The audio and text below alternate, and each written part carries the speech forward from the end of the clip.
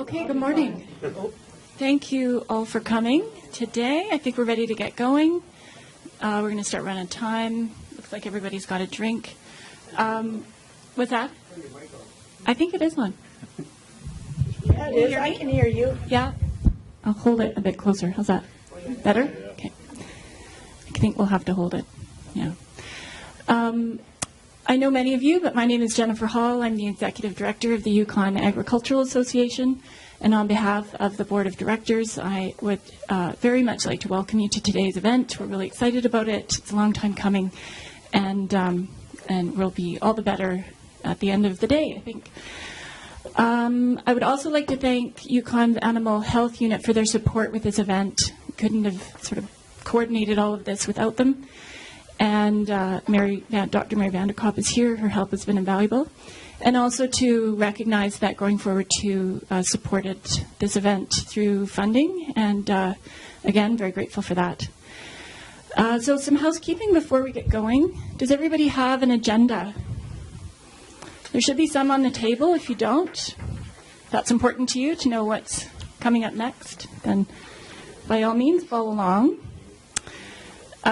We have a few other things on the table. I put some orange cards on the table in case anybody wanted to write down some questions as we're going through, and you may want to just keep track. There's a pen and some orange cards on the table, so feel free to pass those along to me if you would like to have your questions answered that way. So on the agenda, you'll note we've got 2 breaks and a lunch hour. The washrooms are in the hallway behind us. If you could try and exit through the back door, that would be probably a little bit less disruptive. But I think today's events will be fairly casual, so we hope to answer lots of questions and keep dialogue going, and help yourself to a drink if you need to. I wanted to say good morning to Mayo and Dawson. This is our first crack at doing a live stream where I'd like to introduce Rod Jacob, who is the star of the show. He's, well, behind the scenes anyway. He has managed to pull us off. I'm not sure how, but anyway, it's on YouTube. We're live. That's exciting. I'm thrilled to have, we are thrilled that we're connecting out to the territory. So that's a great, great opportunity for all of us. And anyone on the web, if you have questions, please feel free to email office@yukonag.ca, and we'll try and check that every now and then. This isn't a webinar, so it's not live in the sense that there's a chat. There's a chat line. Anything else, Rod, that you think? So we are recording this as well. So if you're at all have any concerns about the video and the sort of permanency of the day's events, please come and see us. We can happily edit things out or, talk to you further about that. What's that? Yeah. Keep it together, Darren. It's you who I'm worried about. All right. What else? Okay, right. We've got questions. I'll try and keep track of the time. I think the last thing was, if you would like to be kept in the loop, I really encourage you to become, if you're not already, a member of the Yukon Agricultural Association. We're sending out a lot of information regularly. We have an active Facebook page, but we also do provide members with regular emails, and as much information as we can pull together, we send it out. So if you, I think I put one membership page on each table, and if it's not there, then please come up to the front, and I can give you that, and I'll take your money. It's only $10 a year. It's the deal of the year, deal of decade. What else? Oh, yes, evaluation forms. Okay, so maybe lunchtime too. In case people are coming and going, please, the information we gather in the evaluation forms is so important. So if you are leaving early or coming and going, then please make sure that you've filled one out, and we'll happily give you one. Otherwise, we'll hand them out at the end of the day. Okay. I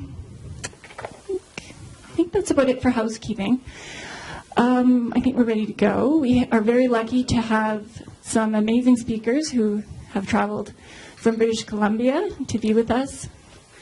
I'll generally tell you who's up.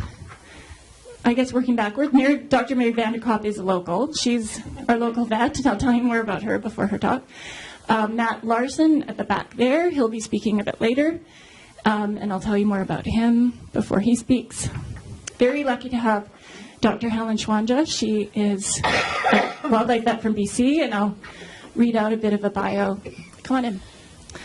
But first up, and really front and center for a lot of the day, is Glenna McGregor.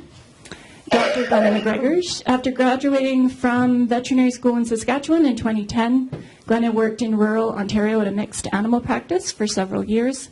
Glenna has a master's in veterinary science as well, with a focus on pathology, the study of disease. She works as a diagnostic pathologist at the Animal Health Centre with the Ministry of Agriculture in British Columbia and with the Canadian Wildlife Health Cooperative. She has delivered many healthy sheep and goat workshops throughout British Columbia, and we are very lucky to have her with us today. If you could welcome her, please.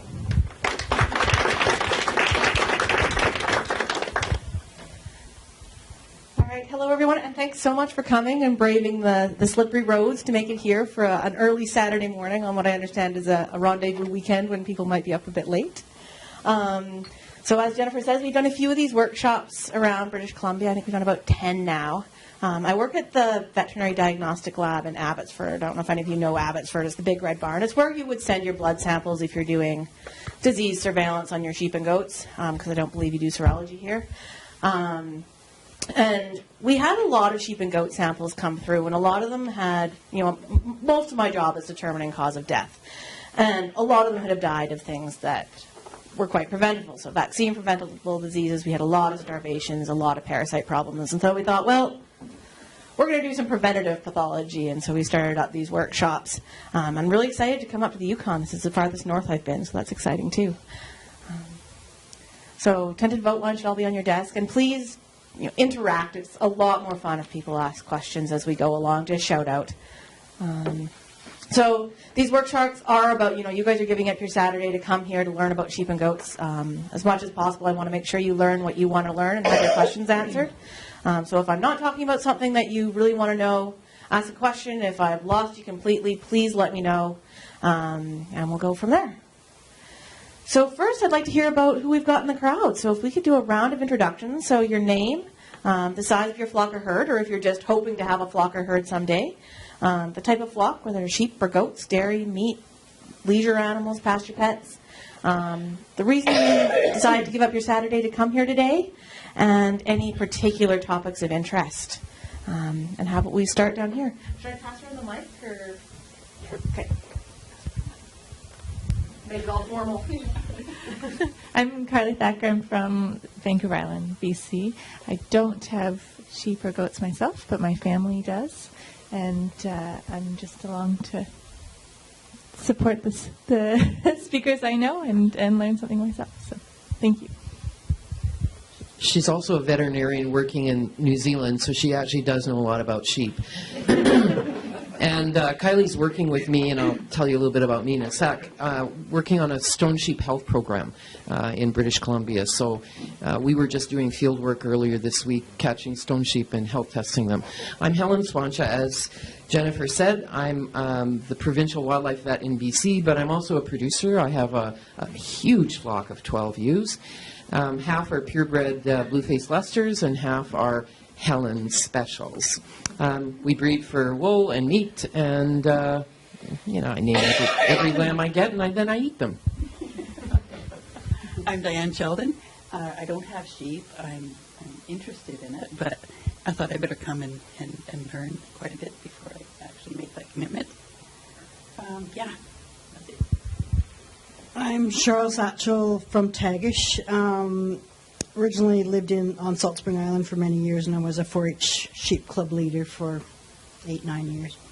I presently just have one ewe lamb, well, she's a yearling, Icelandic, and want to get back into goats. So.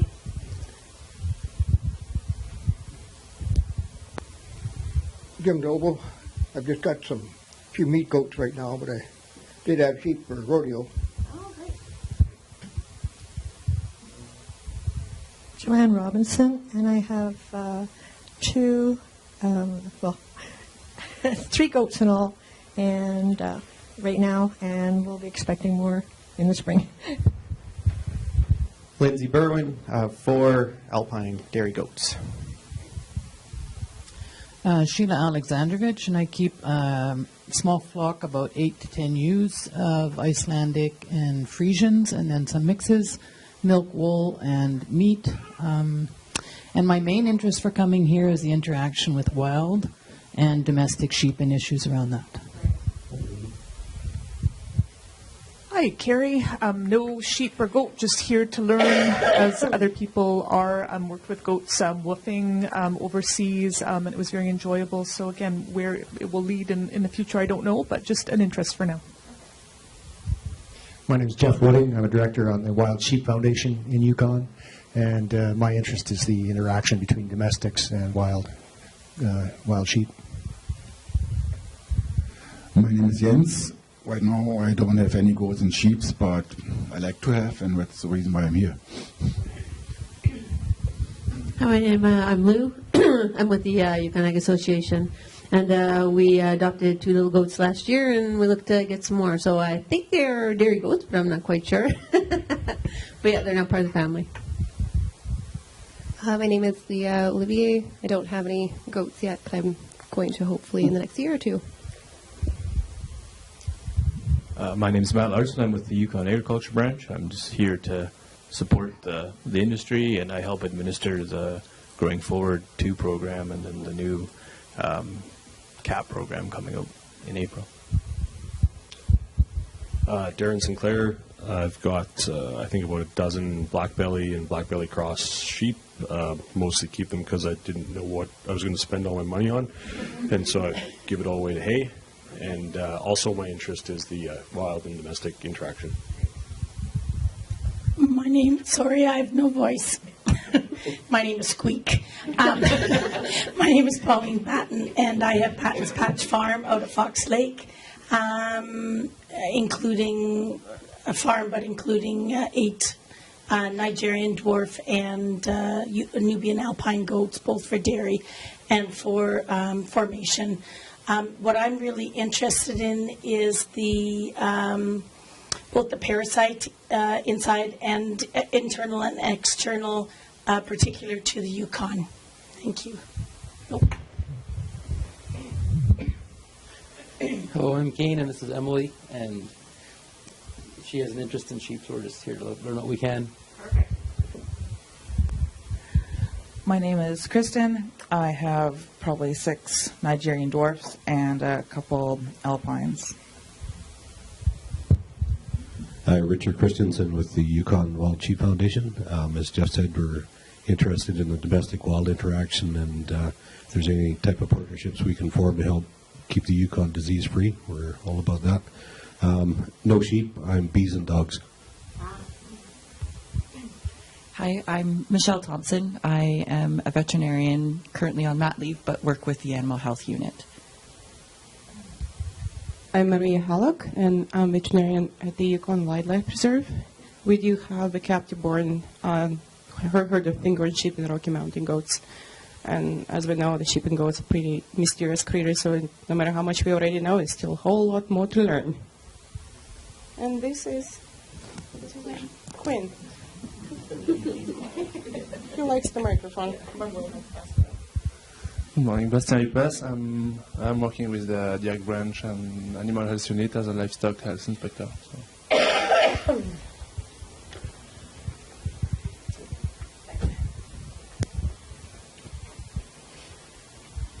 All right, well, welcome to you all and to our people live streaming in or YouTubing in. Okay, so to get things going, I have a multiple choice question about sheep. Which of the following is false?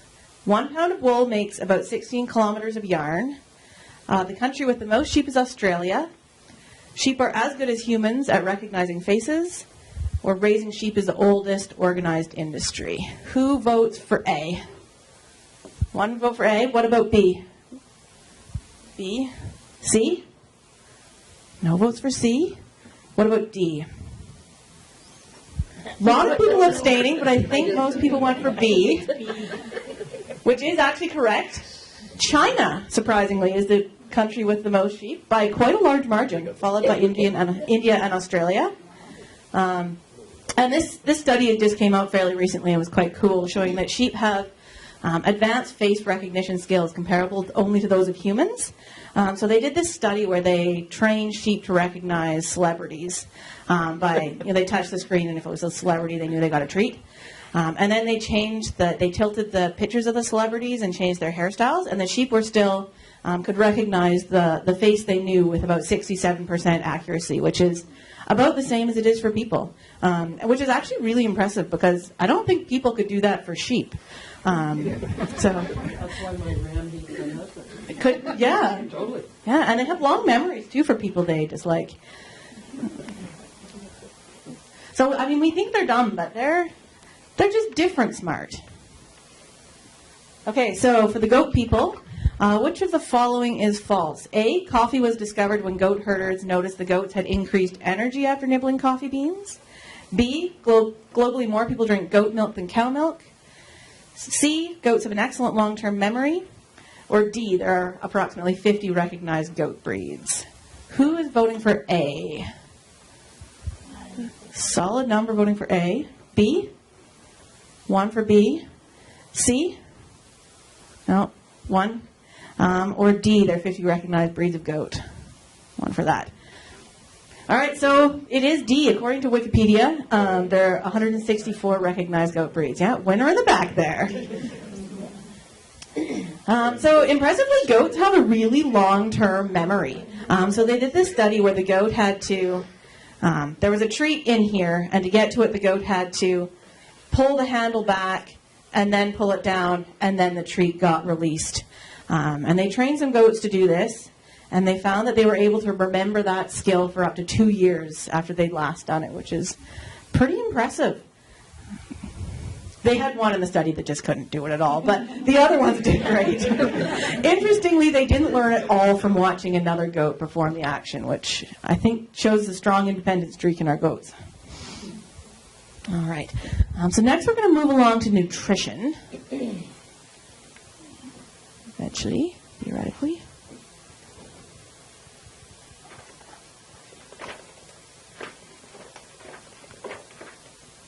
Are you following the binder in any way?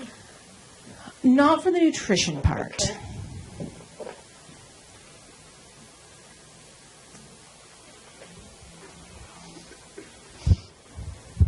All right, so sheep and goat nutrition. A big reason why I wanted to do these workshops was because we actually have a surprising number of animals, especially sheep and goats, that are submitted to the lab because they've starved to death. I had actually 6 animals last week that were submitted to me because they had starved to death. It's a lot easier than you think. No one wants to starve their animals. So we're going to go through how do you know you're feeding them enough, how can you tell that your diet's working, and then how can you make your ration more affordable so you have more of your money to spend, you aren't just spending it all on hay. So I don't know if many of you I was Googling what kind of feed you have in the Yukon, and there is this great document out there, I don't know if many of you are familiar with it, on agricultural feed options for northern livestock. And I'm sure Jen and Mary could get you, it's online, or maybe they have hard copies, I don't know. But it's great, really good. So we're going to talk about, first off, basic digestion. Then we're going to talk about the big nutrients, protein and carbohydrate. Then a little bit on mineral and supplements. Basic ration balancing, and then how do you tell your ration is working, so body condition scoring. All right, so why is feeding and nutrition important? Why do we have to feed our animals? Health. Yeah, otherwise they die. So yeah, if we don't feed our animals, we get sick sheep or dead sheep. Also, feed is the most important input on your farms. Particularly in the Yukon, I suspect over 50% of your inputs are going to be in feed. So if there are ways we can tweak our ration so it's still, we get healthy animals, but we can cut a lot of costs when we do feeding correctly. So sheep and goats, while they are quite similar in many ways, they do have some differences. And so a lot of those differences are in nutrition. And that means that if we have mixed flocks of both sheep and goats, there's some things we have to be careful of. So they're both ruminant animals, so that means they have sort of a four-stomach digestion system. Goats are more browsers. They prefer brushy plants and weeds, whereas sheep are more for grazers or on the open grasslands. Goats, many of you may have heard, are not as sensitive to copper toxicity, whereas copper toxicity is a big problem in sheep. Goats have that, as any of you who have goats know, they have that really mobile upper lip. That means that we can give them the most balanced ration in the world, and they can still sort out and pick the best parts and give themselves quite an unbalanced ration. Sheep are much less good at sorting, but they can move their upper lip away from their teeth, which means that they can graze really closely, which means that we do have some problems with overgrazing from sheep. In terms of digestion, they are ruminant, so they're a bit different from us in how they digest. So we have an esophagus here, so they graze their grass, swallow the food, it goes down the esophagus, and then it goes into the rumen. The rumen is a giant fermentation vat, so it's just basically a large compartment that contains a large amount of bacteria and protozoa, and that breaks down the feed. And that means that they can eat grass. Us, we eat grass, we just poop it out. We don't get any energy or protein from it, really. And goats don't have any enzymes that we don't, so instead they have bacteria, and the bacteria has the enzymes that are needed to break down the cellulose in the grass.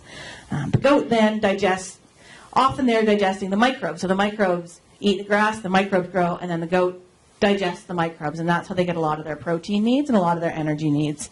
So it goes from the rumen. They'll often regurgitate it, chew it again, swallow it again until it gets to a small enough particle size. Then it passes through into the abomasum, which is very much like our stomach, and then into the intestine. So with sheep and goats, we're not just feeding the sheep and goats, we're feeding their rumen microbes. And this means that they're really sensitive to changes in feed. Sudden changes in feed can cause a lot of damage to the rumen microbe population. And also things like high-fat diets can cause a lot of problems. And that's why your sheep and goats will have more problems with a quick dietary switch, whereas people, we can eat really healthy one day and then completely go off the wagon on another day and be basically fine.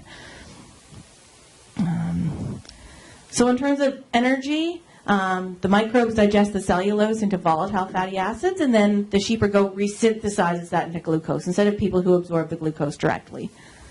Proteins, the microbes break down the protein in the grass or plant material, and then digested microbes make up a lot of the protein that the actual sheep and goats get. In terms of energy, it's taken in as gross energy. Some of that is given off in feces. More is given off in urine and gas. Some goes towards the fermentation and metabolism process, and then the rest goes to maintaining the animal. And then anything that's left over is for pregnancy, lactation, or growth. And animals will prioritize their energy needs in this way. So if we do have inadequate energy, the first thing to go is pregnancy, lactation, and growth, followed by maintenance. They'll start to lose weight and get thin. Their immune system will start to decline. And then the other things are pretty much non-optional. So protein, of course, is an important component of muscles, nerves, connective tissues. It's needed for maintenance, growth, lactation, reproduction. And it is the most important, the most expensive component of your feed. So if you're feeding too much protein, it's not going to be a problem for the animal. They will just pee it out. But it does mean you might be paying for higher quality hay than you need to and putting more inputs into your animals than necessary for having the same outcome. Water, of course, is super important. If they don't have enough water, they won't eat as much, they won't grow as quickly, and you can have decreased immune function, particularly in cold areas. Paying attention to your water heater and making sure that are people having drinking water, or most using snow? Drinking water for the most part. That's good. Buckets, yeah, perfect. If you do have a water heater, we often run into problems where there's been a short, and then that water tingles their tongue, and they won't drink. So you'll see a bunch of animals gathering around the water. So something to watch out for on these cold days. So they drink about 4 to 15 liters of water a day. In terms of minerals, there are 14 essential minerals. They're ones they need in larger quantities, and those are the macro minerals, which we won't go through one at a time. And they're, that is not what I want to do. The ones to watch for here are calcium and phosphorus. and making sure that the calcium-phosphorus ratio is at a 2-to-1. So when you go to the store, are people feeding minerals? Who's feeding a mineral mix? For the most part, yeah. When you go to the store, have you noticed there's like a 2-to-1 option or a 1-to-1 option? Perfect. So the calcium-phosphorus ratio needs to be about a 2-to-1 ratio. So depending what you feed, you're going to either feed a 1-to-1 mineral or a 2-to-1 mineral. And we're going to go over that in a bit more detail in a second. All right, so this is a case I had a little while ago. It was a castrated male pygmy goat. It was off feed and seemed to be straining, and it was found dead the next morning. So you can see a picture here. Legs are spread far apart, and it looks like it's straining. Does anyone know what might be going on here? Starvation? No, not starvation in this one. I mean, the bones, like the hip is skinny, but they're like they're wanting to urinate, but they can't. Yeah, exactly. Wanting to urinate but can't. A bladder stone, exactly. Yeah. So that's a really it's common. a male. Oh, okay, yeah, calcium. Yeah, castrated male. So it's a really common problem in males, especially the castrated males, where you'll have a bladder blockage or a bladder stone that passes into the urethra. And that's because the urethra of the male goat is interestingly designed. So it has what's called the sigmoid flexure, so there's a really hairpin turn. And that's a really good spot for a stone to get lodged. And then they also have what's called the vermiform appendage. So there's really tiny, thin area right at the end of the urethra, which is another really great spot for a stone to get stuck. Yeah. I was always told never to feed your male goats oats or anything to that effect to prevent this kind of stuff. Yeah, you're absolutely right. So it's due to high phosphorus in the diet, and so things like horse grain, oats, they're just too far in phosphorus, and then they form a stone in the bladder, basically. So it is the most common urinary problem in goats, and it's especially a problem in goats that are castrated young because testosterone is needed for urethra diameter development, so the castrated male will have a thinner urethra, so it gets stuck a bit more easily. So yeah, absolutely. Just like you said, diet's high in grain, and it's if you have a ratio of less than 1.5 to 1 of calcium to phosphorus. And then I think someone said they had a Scottish black face. Those are predisposed to this problem. So to prevent that, just as you said, don't feed don't feed horse grain to sheep or goats. And if you're feeding high grain, you can do things to flush the bladder through more rapidly. So if you are pushing, sorry. Sorry, what would be an example of horse grain then? Oh, so oats. Like just pure oats, or are you talking like a sweet feed or something? Yeah, oats, sweet feed. It is designed for horses. Yeah, and it just if you look at the label, it'll say high if it's in a high in phosphorus. And if you are, some people, part of their production system is really pushing the grain to increase their growth rates. And it doesn't sound like anyone here is really working to push growth rates. But if you are, yeah? What about feeding sugar-free grain? Sorry, what was that? What about feeding sugar-free grain? Sugar-free grain. A grain, wouldn't that be high in I think that's still going to be, because it's the bran portion of the grain that grain that has a lot of the phosphorus in it. If you're feeding, I feed over 200 tons a year. Great, good. From the brewery. If you're feeding a grain that's designed for sheep, you shouldn't have this problem. No. Or goats. That's right. It's when you start playing around with it, trying to get something cheap, etc. I've fed brewery materials, yeasts and stuff like that before, and mixed my own, and you got to be careful about that. Well, this isn't yeast. This Okay. is straight barley, some to oats, some to wheat, and some to rye. You're taking a little bit of a chance with that. But if you haven't had problems before, then you probably No, I feed free. Yeah. Good. Perfect. Other things that will increase your risk of problems would be if they don't have good water access. And if people are having problems, anything to do to encourage water consumption. So a lot of the feedlots will add salt to the feed to try and increase water consumption, or ammonium chloride for the same reason. So the microminerals, we need them in smaller quantities. They are not necessarily less important. They are absolutely essential, but we just need them in smaller quantities. Yeah. Quick question. I've been trying to find out what my copper level is Okay. in my at my farm, and I haven't been able to get an answer. Is there a way of doing an analysis or something? Unfortunately, I've talked to vets, and I can't seem to get an answer because it dictates what I give You mean in your and not give my goats. in your forage or in your No, goats? pardon? In your forage or in your goats? Like No, the- in my what my goats can handle, or just the land and the forage.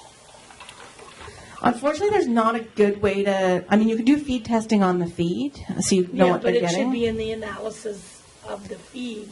Yeah. That should tell me what level copper. Probably the best way to do it is are you butchering animals at all? Yeah. Then keep a piece of liver and kidney back.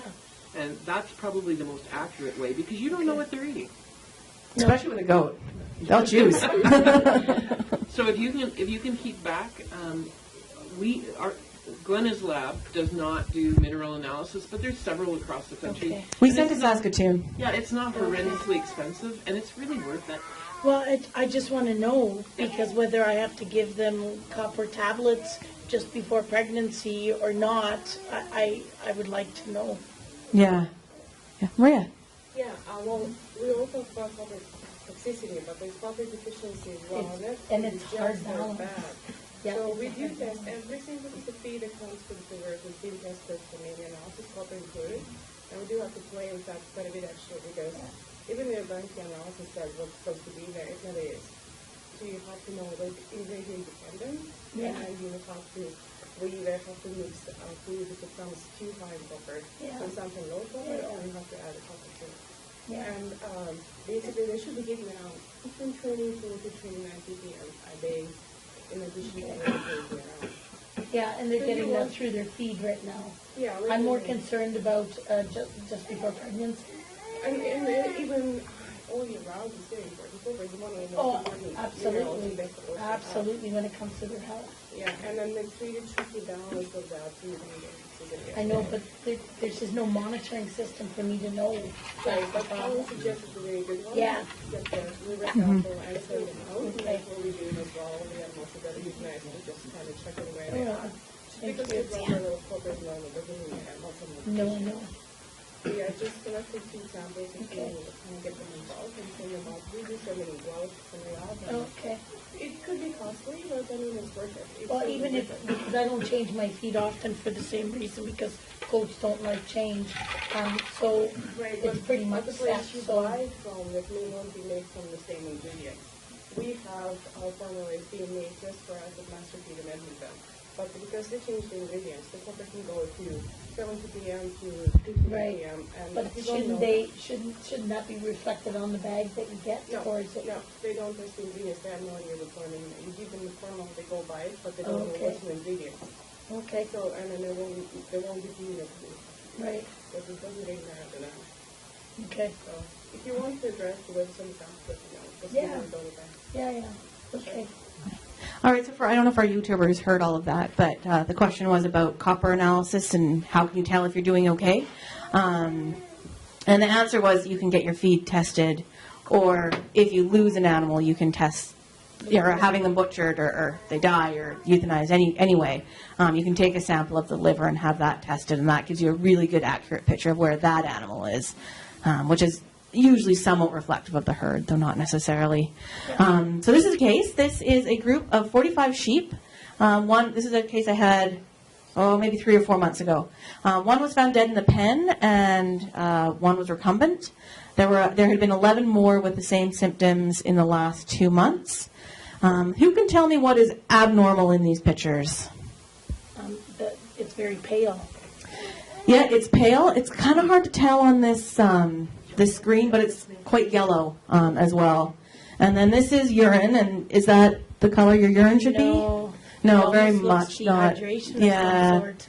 yeah. I think there's some hemorrhage or some sort of dark pigment in the urine. So, does anyone know what this might be? What causes jaundice and port wine urine? No vet's allowed to answer. Helen, I'm looking at you. Anyone know? All right, so this is copper toxicity. So the sneaky thing about copper is it accumulates really gradually over time. And then typically there'll be a time of stress. and the liver's carrying capacity for that copper will be decreased. The copper is then released, and then that breaks down the liver cells. Those liver cells release all the copper they're carrying, and so you get a really sudden death typically with a copper toxicity. So it builds up over time, and then you've got these catastrophic losses where you lose 10 to 50% of the flock often in over a few days to weeks, and you have no idea that it's building up. So it's usually because there's too much copper in the diet. So the most common culprit is feeding a cattle mineral to sheep, or a goat mineral to sheep, or a horse mineral, because sheep need a lot less copper than these other species. High levels of molybdenum and sulfur, so if your water has like a strong egg smell, that can also play a role. So yeah, the most common reason we see is feeding sheep a mineral that was balanced for copper. And it's a colorful disease. So you get yellow subcutaneous tissue, yellow eyelids, yellow mucous membranes. The spleen will be really big. They call it port wine urine, so a really dark red urine. The kidneys are black, and then the liver is sort of a yellow color. Do these changes only happen after the copper is being released? They do, yeah. So once you see these signs, it's too late. You're very likely going to lose that animal. But then you know you need to do something for the rest of the animals in the flock. What's the best way to solve this? Once you've had a problem, that obviously decrease the copper that you're feeding. There are drugs you can give to chelate for copper, and that's going to be a judgment call whether they're expensive, so whether that's going to be worthwhile or not. Right. In goats, it's not a big problem. Goats, we often see the deficiency. Actually, we don't often see deficiency. We very rarely see the deficiency in goats. All right, so copper deficiency. The most common thing you'll see is called swayback. So this is a sheep, actually. It's usually a goat, but a sheep with swayback. So their hind legs just aren't working correctly. So it causes problems in the spinal cord, and so they get sort of a hind limb paralysis. So they won't be able to move their hind legs. They'll walk with a swayed back, and their back legs will kind of drag. You can also see poor growth, anemia, infertility, and diarrhea, which are quite vague symptoms, which is kind of another good reason to assess your copper levels, because you could be, you won't have the swayback, but you could be seeing poor growth or infertility or diarrhea problems. Dwarf goat breeds in particular need higher copper. And this is one of the challenges of keeping sheep and goats together, is walking that tightrope of having enough copper for the goats and not too much for the sheep.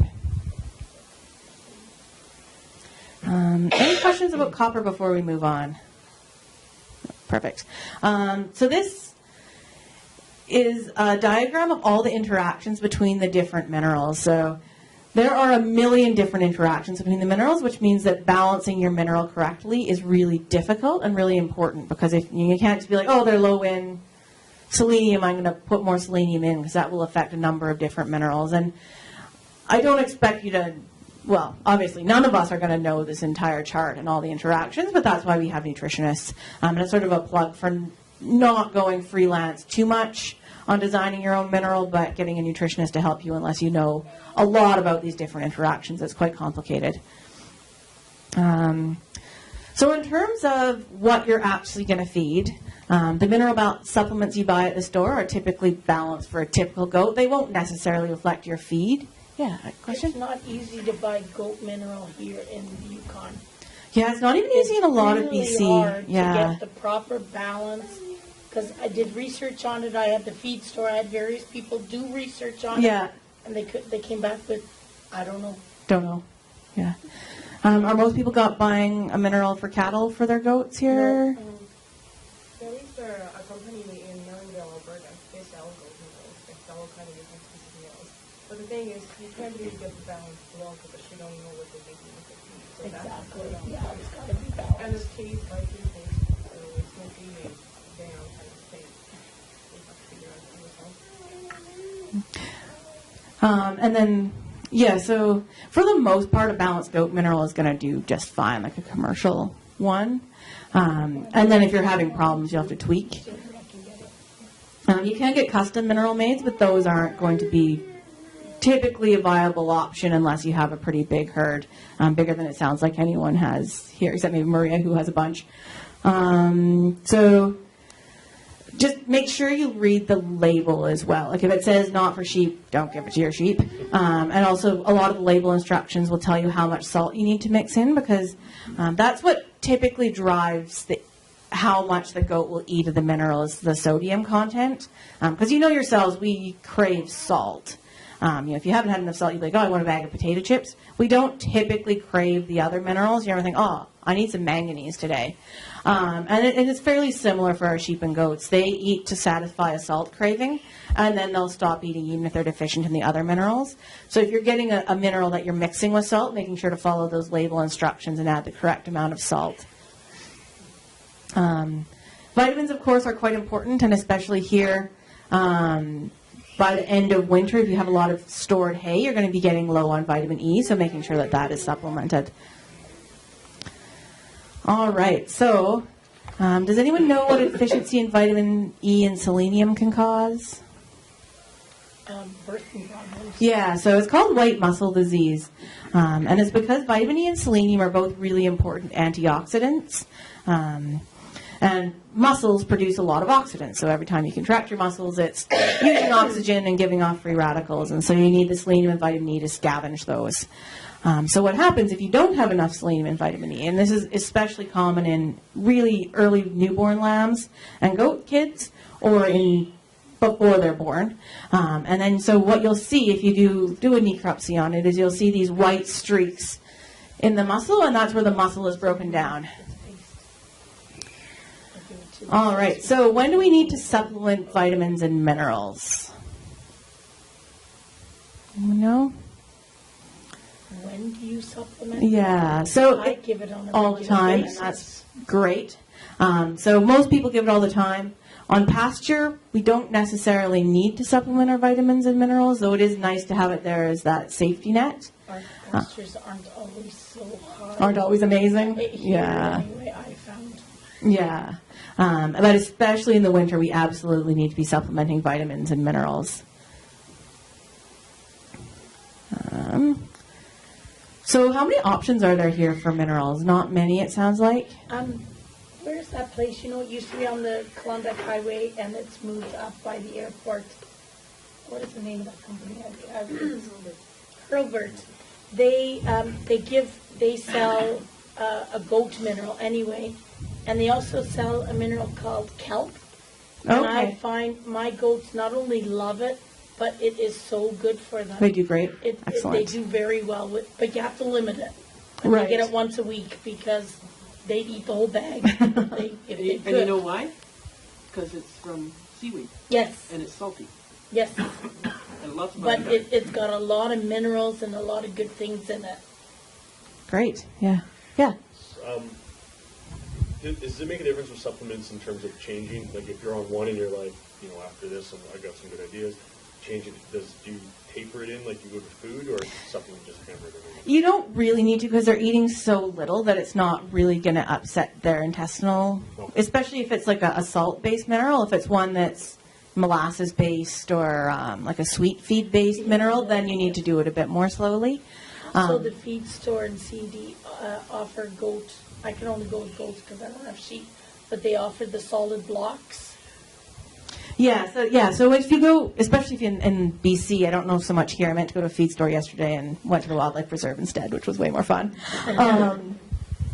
There are a lot of options, and you can get ones, like a Goat Tex, where it's sort of a grain-based mineral, and that drives intake because, like us, they crave carbohydrates.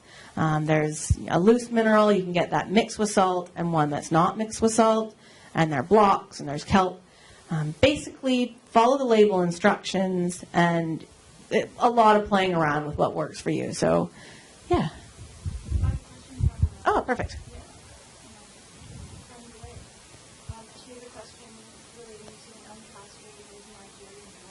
Okay.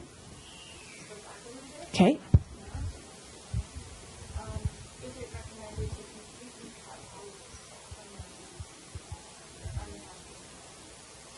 I don't give any oats to my Nigerian males at all.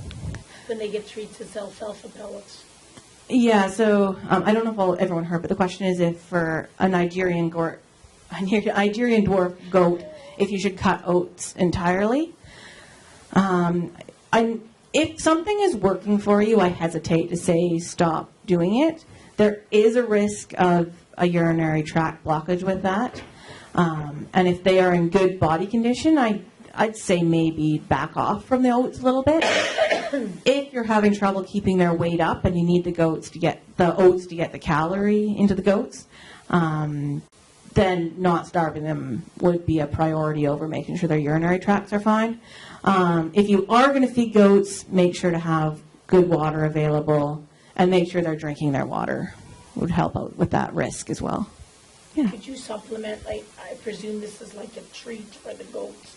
Could you supplement it with like sunflower seeds, which is fairly high?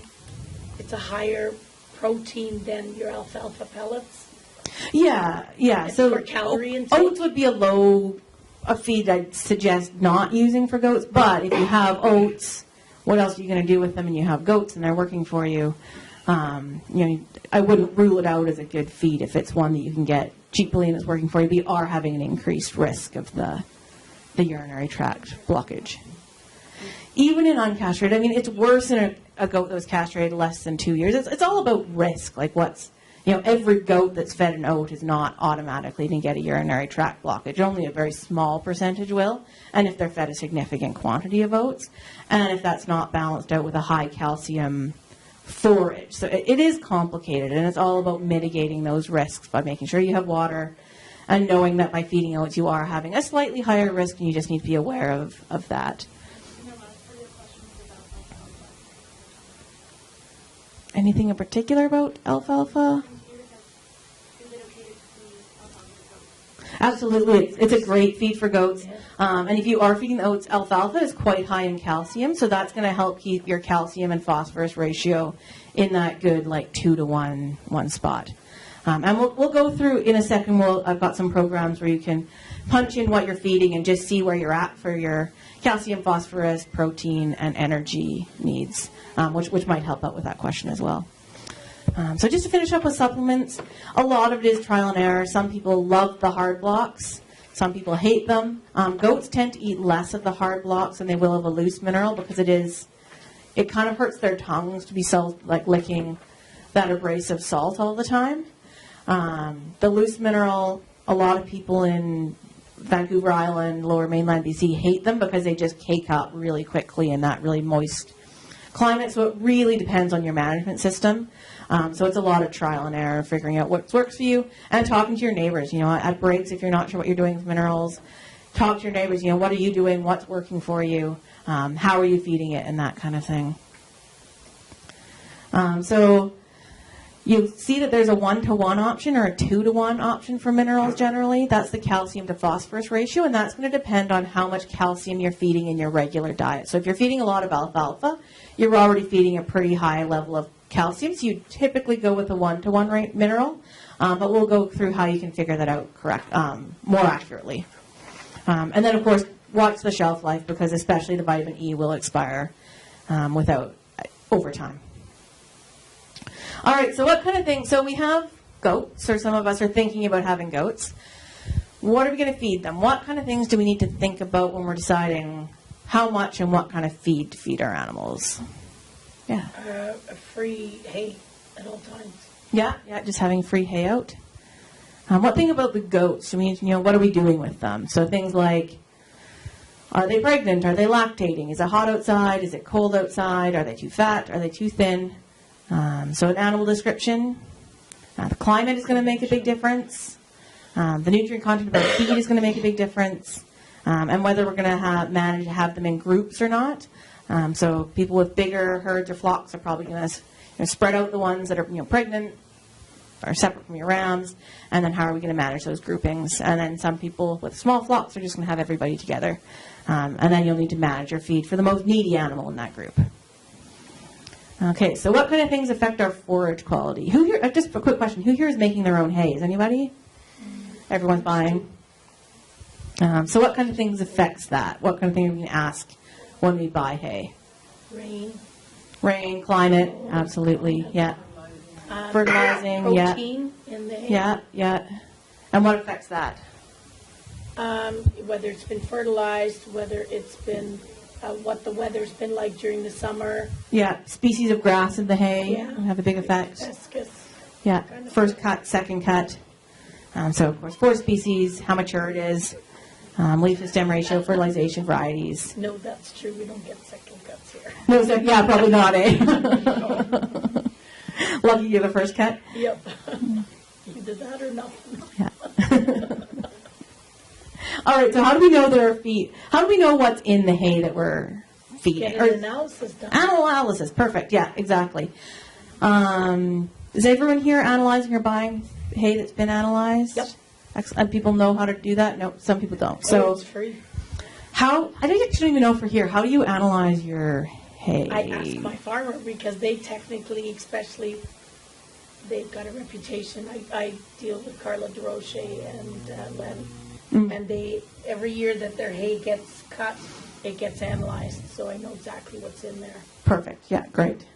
So for the most part, so to analyze hay, if you're buying hay, typically it will come analyzed, or you can request that they analyze it. You can buy, or to test it, they have these feed probes, which we have in our regional ag offices. I don't know if they do here. Do you guys have hay probes? Yeah, I believe so. For Lent, yeah. Yeah, you can have your hay analyzed. And then where do you send it?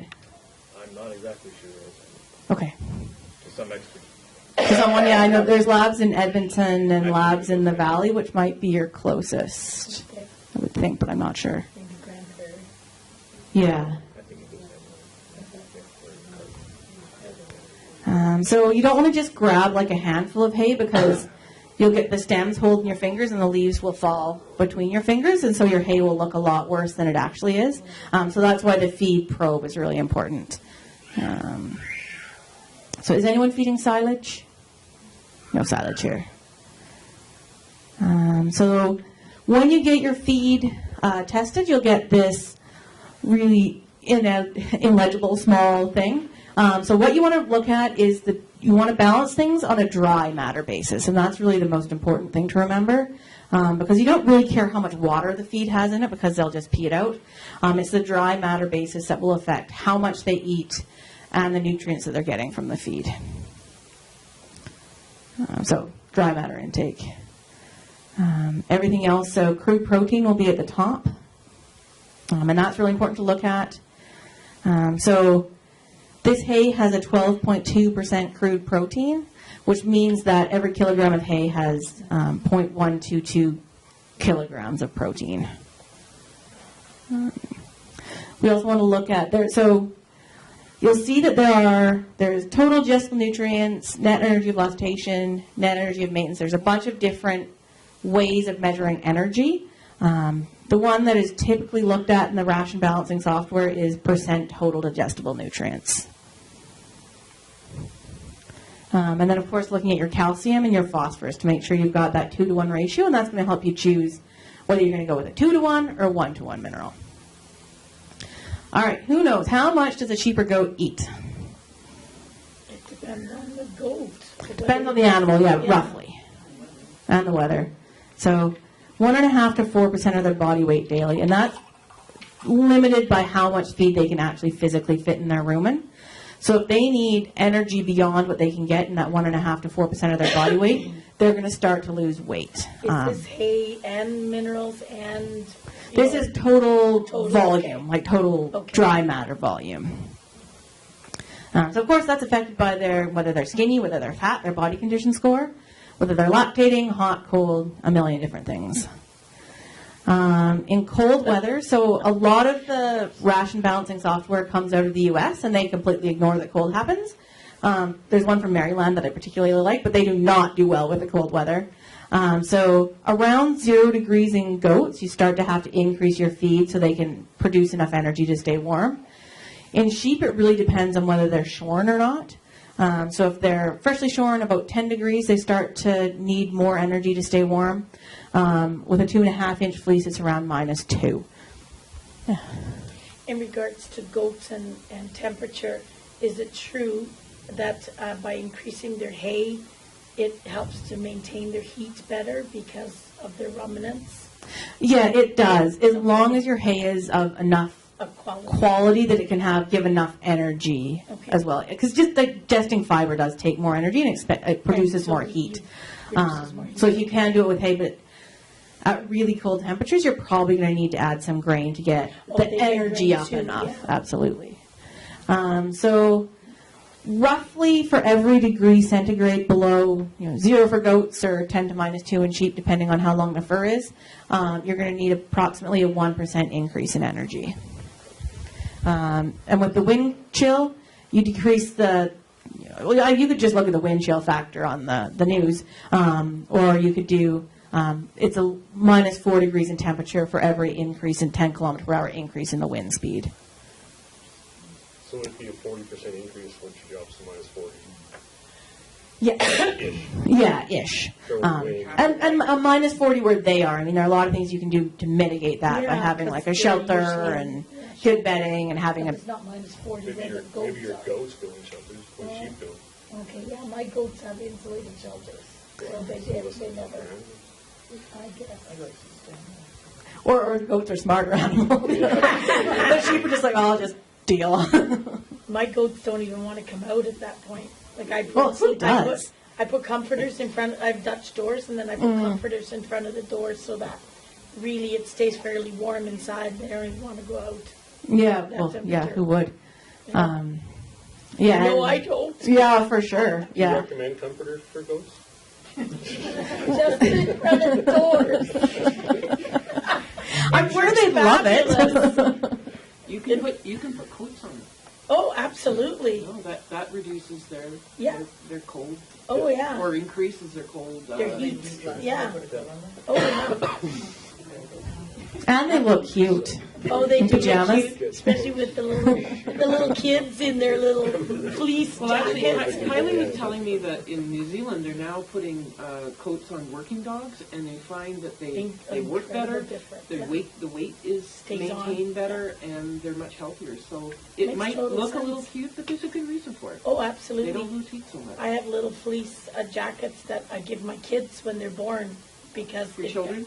My goat kids, my goat kids, that they automatically get on, and it makes a huge difference. Yeah. Okay.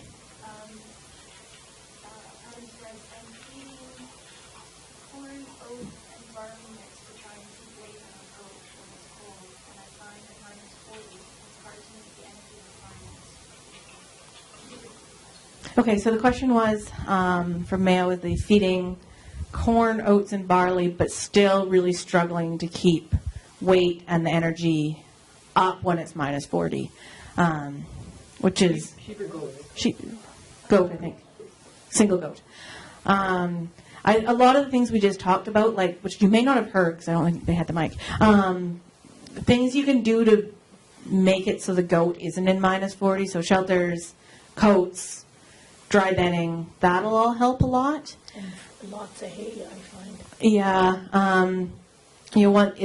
There's a limit to how much grain you can give a goat, and depending on the goat, I mean, they're not adapted for -40 evolutionary speaking. They're pretty much desert animals. So if you absolutely can't keep weight on and you're feeding sort of as much grain as you're comfortable feeding health-wise, then you need to look at keeping that goat a bit warmer, I think, is sort of where we're at. Kind of artificial. Yeah. I don't have any goats now, but I grow mineral beets every single year, and they grow really well. How much can I add to the feed because they have protein and they grow big? We will go through that in a second. Like, you're going to want to there's some nutrient balancing software where you can put in your feed, vaguely the nutrients, ideally from a feed test, but you could also just do it from the internet, and then figure out, it'll figure out how much energy you can feed. So we'll go through that in a second. So just hold that for 2 seconds. So to determine how many nutrients goats and sheep need, there's a group called the book called The Nutrient Requirements of Small Ruminants. It's put out by the National Research Council, and they've looked at basically every research study that's ever been done looking at the nutrient requirements of sheep and goats. It's a thick book, about 4 inches thick. Fortunately, we don't have to go to that book because we now have the internet, and there are some excellent ration balancing programs out there. So the two options that I like best, sheepbites.ca. It was built at the University of Alberta, and it is a really good program, really intuitive to use, but it is a $100 subscription fee. The other one that is a great starting point is sheepandgoat.com out of the University of Maryland. So it doesn't incorporate cold. You kind of have to do that on your own by modifying your nutrient requirements. But it's great, and it's free. It's a series of spreadsheets that you can just download. And we're going to go through an example right away. So I did download these already because my computer is pretty slow, and I was worried it wouldn't. So these are they've got a bunch of Excel spreadsheets. This is for dairy goats. There's also one for meat goats. There was one for sheep as well. So I just did the dairy goat one for now. So they have a built-in feed inventory. Ideally, you would get your hay tested, and you can change these in this program. You can also add feed, so if you wanted to add your beets, if you have them feed tested, that's great, then you'll know for sure. If you don't have them feed tested, you can look it up online and figure out their nutrient content, and just build it into these spreadsheets here. So then they have a separate spreadsheet for their requirements. So what you're going to do is you're going to go, and there is an introduction, which has step-by-step instructions, because it's not as intuitive as Sheep Bites, but it is free, which is nice. So you're going to go, so say we have a 110 pound, it's American, so it's in pounds. Oh, the other nice thing is under the feed inventory, there's a column for dollars per hundredweight. So if you're trying to choose between hays you're going to buy, you can put in the cost, and it'll tell you the cost per feeding that goat for that day. So you can try and make your feeding a bit more economical as well, so you aren't supporting your goats, they're supporting you. So, for an example, we're going to say we have a 110 pound dry dairy goat. So this is just what she needs for maintenance. We're doing nothing with her. So lower down the table we could choose, she could be breeding, and then there are other tables for gestation and lactation. But say we have a 110 pound dairy goat, and she's just hanging out right now. So you're going to copy it, and then you go over here to the worksheet, into our worksheet, and then you're going to paste it. All right, so we are feeding, let's say, it looks like we're feeding 1/2 pound of corn grain and 2.5 pounds of orchard grass hay a day. So let me look down here. So she can physically eat up to 2.6 pounds of feed a day. So it looks like we're pretty much bang on. Like, it's not an exact science. So we're pretty close to how much she can eat. For energy, we're giving her 119% of her energy. So we could give her a poorer quality hay. If we had something more affordable, we don't need to be giving her that much energy. She might be getting too fat. Protein, again, we're giving her 140% of her protein. So it's not going to hurt her, but we're probably paying more for that hay than we need to. If we have a lower quality hay, we could mix that in. Calcium, it looks like we've got 140% of our calcium, so we're good there, and 200% of our phosphorus. Looks like our calcium to phosphorus ratio, which I thought was on here somewhere. Whatever. So our calcium to phosphorus, we've got about a 1-to-1 calcium to phosphorus, so we're going to feed a 2-to-1 mineral to try and get our calcium up a little bit. So let's take that same goat. We're going to say she's had twins and she's in lactation now. So we're going to copy, move to the worksheet, paste it in, paste it. It's not working because I didn't copy. What was the site called again? Maryland and... If you just look at Maryland Sheep and Goats, it's sheepandgoat.com is the address.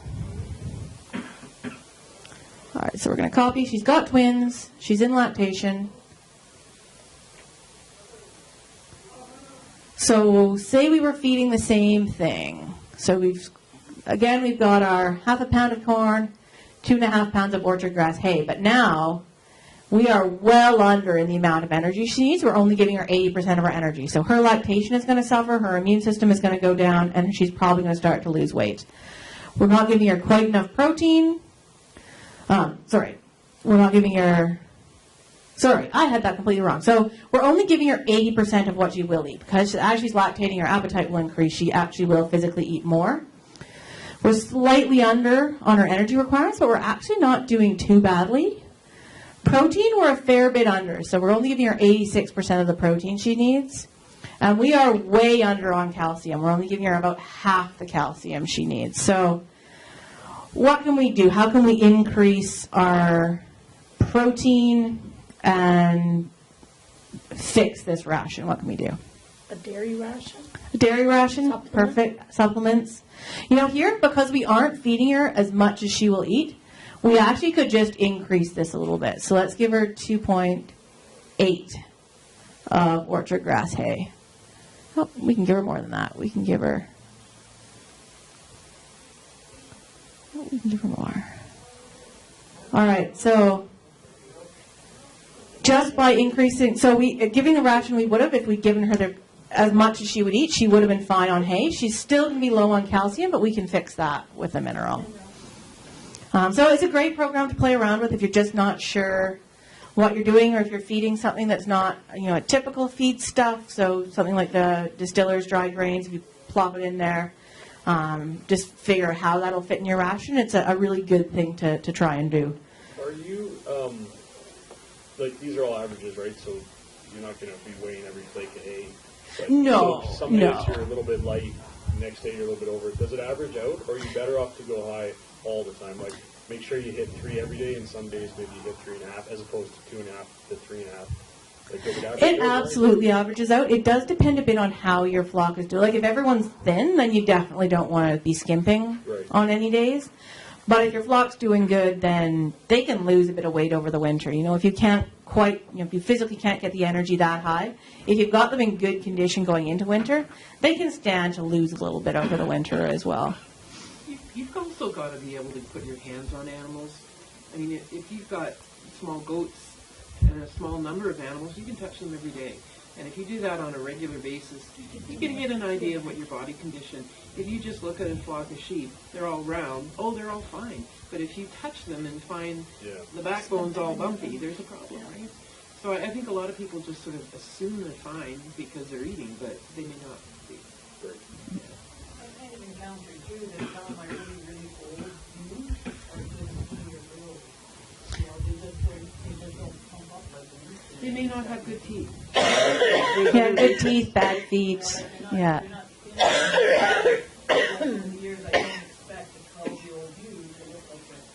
Yeah, they're not going to bounce back as well. Newsflash. Yeah. None of us are.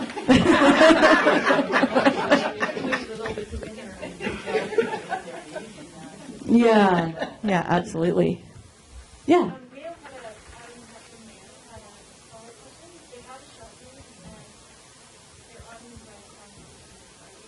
Okay. And they're not too thin as far as you can tell? I guess you only get so much from an email. Yeah.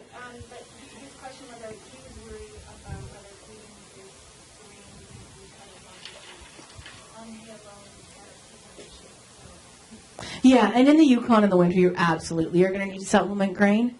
And as long as you do it with an eye to the calcium-phosphorus ratio, you should be fine. Got another quick question here, sorry. Yeah. So I've got black bellies, and they're damn near wild. Like, you can't handle them very well. Like, when they're lambs, sure, but I just can't get them to where I can touch them. Yeah, not easily, and I don't have a good handling system right now, so I literally have to rope them to get them. Yeah. So that stresses the hell out of them. So yeah, I absolutely. obviously don't want to go catch every single one just to give them a body condition score. Is it fair enough to kind of pick the average sheep and go off there, like stress, do the trade-off of stressing that sheep because I roped them and jumped on them to get the feel of like, okay, this is how they're all probably doing? Yeah, no, for sure, yeah. As long as the next time you do it, you try another sheep, maybe, not the same one. Oh, yeah, so that over time. Yeah, choose. Not you, get the other one. Right. You know what I mean? Because then you're in a perfect world, we'll talk about body condition scoring shortly. In a perfect world, you body condition score everybody 2 to 3 times a year. Right. But you need, you don't want to stress them out of their little trees every, 2 to 3 times a year if you don't need to. Yeah, when I trim their nails and stuff, then they all kind of get the once over. Yeah. That's perfect, yeah. I mean, farming is, there's the ideal, and then there's what happens, and there's sort of knowing why it's ideal and like doing your best to, And blackbellies are they're more of a primitive breed. So they're not the same body condition. No, they're quite a bit different. They're somewhere between a goat and a sheep. They like comfort or something. Don't we all? Okay, so this was one I plugged in earlier into that sheep and goat. So we'll just run through it again just to make sure that everyone's got this, because this is really important. So we have an 80 kilogram mature ewe. So from the requirements, we know that she needs 1.26 kilograms of dry matter. Energy she needs, so NEM is another measurement of energy. So sheep bites will use NEM. The sheep and goat ones use TDN. They're very similar. Sorry, how do you weigh your animals? I know I use a measuring system behind the girth. Yeah, there's the girth measuring, and then But there's... is that the same for Nigerian dwarfs? Because I know you do that with big goats, but I was told that you don't with little goats, but, I mean, how do you... It gives you an idea. Okay. I mean, other people, like, if they're small enough, you can, like, stay down on the scale, pick them up that way. But the girth measurement, it gives you a rough idea anyways. Yeah, test yourself. Yeah. If you can pick up the thing and weigh it, then you get an idea. You can do scales. You can do hanging scales. It's complicated, but and expensive. Educate yourself a little bit. It's expensive too. If you have just a few you can have a goats. bathroom scale and pick them up. I mean, you can do all kinds of different things, but I can do that for the little ones. I don't know, my Nigerian or my Nubian Alpine always have quadruplets, and she gets 200 pounds. There's no way I'm. You're not picking her up, no. Exceed your bathroom scale. Probably better rounding it up than. Yeah. Absolutely. Yeah. That makes sense. Thank you. Okay, so we're feeding our sheep grass alfalfa hay. If we feed her about as much as she's going to eat, will be, she'll eat about 1.26 kilograms. So say we feed her 1.3 kilograms as fed, so not dry matter. We're going to do just fine. So she's going to be, oops, I thought I had the answers there. So she's pretty close on energy. Over on protein, she's just going to pee that out, no problem. Her calcium, she's doing great. She's good on phosphorus, just good on phosphorus. Our calcium to phosphorus ratio is fairly high, so we're going to go with a 1-to-1 mineral. What type of grass hay are you feeding? I think this was a Timothy grass. Yeah.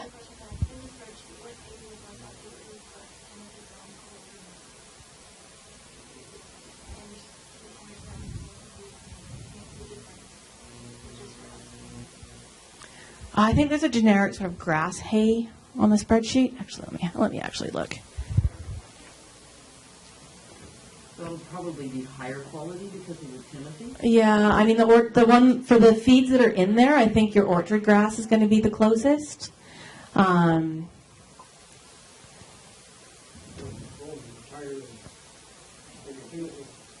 Yeah, I think orchard grass will be the closest, but it is going to underestimate quality a little bit. All right, so we're going to take this same ewe and we're going to give her a lamb. So now she's lactating. So her energy requirements are much higher. So she can eat a little bit more. Her energy requirements are higher. Protein requirements are higher. And her calcium requirements are way higher. Because you release a lot of calcium in milk, of course. So we're going to feed her the same alfalfa grass hay mix. If we feed her the same amount, she's going to be way short on energy and protein. So what can we do? Give her a mineral mix along with it. Yeah, mineral mix, and we can feed her a bit more. So if we increase her feed to the maximum amount, more than she will eat. So she won't eat, she'll probably eat about 2.6 kilograms as fed. Will give us about a 2.06 kilogram dry matter. Her energy is still going to be low. We're going to be okay on the protein, but her energy is going to be low. So then we're going to need to move, so we're short on protein, and we're at the maximum dry matter. So things we can do is a better quality hay. If you have a good quality pasture, those are great, and supplements. So things like grain will help. So if we add oat grain, so if we add oat grain, we're going to be good except for our phosphorus, which we can get in a mineral mix. So if we go with a pasture, again, we're going to be good. We'll just need to supplement some phosphorus. Do you recommend a dairy ration for lactating goats? The reason I'm asking is last year I sold a goat and she was a mom who always had quadruplets. Just a second. Close the door.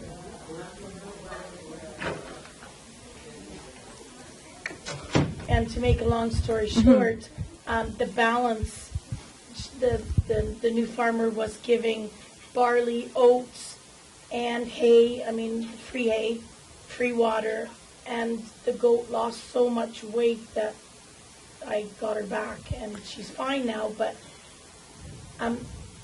I ended up having to give her a really rich supplement to bring her back. Yeah. And it was the balance because she had four kids, so she was losing a lot of energy. Yeah, it's almost impossible to feed enough. Yeah. Do you, I automatically give a dairy ration supplement and add it into my oats and stuff. Yeah, and that's great, and that's going to be a high energy feed. It has high calcium. So that's a great option for a dairy animal. You can do other things with grains. You just have to play around with the formulations and what's easy and what's available and what the costs are. You don't absolutely need a dairy supplement for a dairy animal, but they're great. Yeah. Well, Yukon Grain Farm sells the bags. Perfect. Easy. So it's all local. So body condition scoring is sort of how we know if we're feeding them enough. So an easy way to sort of think about it is if you make your hand into a fist. So if you make your hand into a fist, if you feel, so this is if you're feeling their ribs or, the short ribs that are right, in their sides. If they feel like the front of your knuckles, they're way too thin, they're really sticking out. If it feels like the back of your hand, they're way too fat, you can kind of push in and feel the bones, but not really. You kind of want them to feel like, your knuckles, where there is some coverage, there's some flesh in between, they're rounded, but you can still feel those ribs and those short ribs. So run your fingers down the backbone, see if they're sticking out. And this is for an animal that is not pregnant? Any animal. They can be pregnant, it doesn't matter. Yeah. So the cancer for those short ribs, push the fingers down along. You should be able to feel them decently easy without really having to push in there, then they're too fat. And then looking at the fullness of the eye muscle, so right above the tail. All right, so time, in an ideal world, so if your animals aren't wild and difficult to catch, in an ideal world you want to check your body condition scoring 3 times for the female, so late gestation, so right before, lactation is the highest energy needs by far, so you want to make sure they're in decent condition going into lactation. Also, when giving birth on a fat animal, you're more likely to have problems. So you want to make sure they're not over fat. Weaning and dry off, they're going to be thinner than they were at late gestation because that's just such an energy demanding time. And then at breeding, and breeding is where you really want to target to have them in pretty good body condition, and especially here if you're going into winter, making sure that they are in a decent body condition because they are going to lose some condition over the winter if you can't keep them warm enough. Males typically pre-breeding and sometime in the summer. There's a lot more give with the males than the females. All right, so we're going to do a quick case study. So it's November. You own 30 sheep and goats. They're multiple ages. They're housed together in a small barn, and they have access to a small fenced area. You feed hay-free choice, and once a day you feed some grain in a small feeder. A 6-month-old lamb is found dead in the corner of the shed, and that's the second animal to die this week. So you send it to the Animal Health Center where I work. What I notice is there's a thick hair coat They're no-fat stores, and they're serous atrophy of fat. So the bone marrow, this is the bone. The bone marrow should be white and full of fat. This is yellow and gelatinous, which is a sign that the animal has starved. And there's no other lesions. There's no parasites. They doesn't seem to be a physical illness that's preventing them from eating. So the diagnosis is starvation. And this happens this is an actual case. This happens more often than you'd think. So you're appalled by this diagnosis. You feel you're a good animal owner, and you're feeding enough food. So what factors might have contributed to the starvation of this animal? So just to recall, these animals are receiving this hay-free choice, and they're getting this grain in a feeder once a day. Remember, there are 30 animals, both sheep and goats, and that's their feeder. That's the only feeder? Yeah. So what are some problems we can see here? Well, test your hay and spread your feeders so that more animals can actually, because there's no way 30 sheep and goats can eat off of that one feeder. Yeah, so your feeder is far too small, which means that there are probably the submissive animals, which are typically the lambs. So we lost a lamb. They're probably not getting any feed because there's this goat here looking fairly dominant. And then the hay looks pretty bad. It looks moldy. It looks really stemmy. It looks really bad quality. Is that mold? I think so. It's sort of mold or dust. It looks really old. It does not look like great hay, so they're probably not wanting to eat that. In this one, I called the owner, because if there's starvation, I call them. I said, your animal's starved to death. Can we talk about this and what we're going to do? And she's like, there's no way this animal starved to death, because she had this goat. I think her name was Polly. And Polly makes sure that everyone gets their grain, but I think Polly was making sure Polly got her grain. So that's, we more like do have a fair number of those cases. They call it, we have starving in the midst of plenty, where the ration can be balanced perfectly. But if you don't have feed bunk management, the submissive animals you can still lose some to starvation. So changes in management we've talked about. So better quality hay, more feeders. And they get their own food. So starvation, just like in people, is energy in, energy out. So things that can affect it are inadequate feed quantity, obviously, poor feed quality. The big one we see is restricted access to feed, so not enough bunk space and dominant animals. Disease, so some of the intestinal problems can cause malabsorption, and tooth problems. Foot problems, sometimes in the older animals, they'll be less likely to get up and go to their feet if they have an arthritis thing going on. And then things that will affect our energy expenditure is, of course, cold weather, diseases, parasites will all affect our energy expenditure. So it is that balance. And when you're balancing your ration, basically the only thing you're looking at is feed quantity and quality. So all these other things play into how fat or how thin an animal is going to be. Do you have a recommendation on time of day? Like if you're only going to feed them once a day, I don't even remember where I read that there's a cattleman in North Dakota who feeds more into the evening because the colder temperatures and the ruminating is giving off more heat. Is there anything to that, or is it just, for me it's more convenient, so that's when they're getting it anyways, but... Yeah, that is one school of thought, is that while they're digesting the feed, the digestion process will produce heat, and so it will keep them warm. And so I've heard that recommendation as well. And is there any science behind it, or just? I think so. I did an undergraduate degree in animal nutrition in Edmonton, and that's what our professor recommended. I haven't gone to the primary literature, so I don't know why he recommended it, but I think there is some science behind that. But I'm not familiar with the science. But when it works for you, that's also important, because you have animals for your, they have to work for you too. All right, so any questions on nutrition? Lots of information. Yeah, I know. I think, are we ready for break? How are we for time? Okay.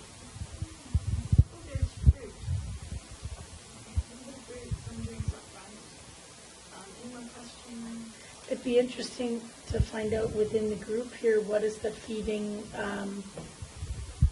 how do you feed your animals? Is it once a day, twice a day? Do you feed them minerals or just hay, or what works for you? It'd be interesting to see that, because because you guys are all in the same environment that I am, and I'm always interested in finding out what works for you. Any ideas? I feed 4 times a day. Okay. Because they're grazers, and I did smaller amounts more regular. So there's morning feed, I let them out at lunchtime, they feed around, they feed them, they get supper, and then I do about 10 o'clock feed.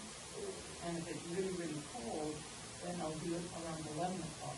So maybe it's more constant and not as much. And you have sheep? I have sheep and lamb and horse. Oh, okay. You can't let your sheep talk to my sheep then.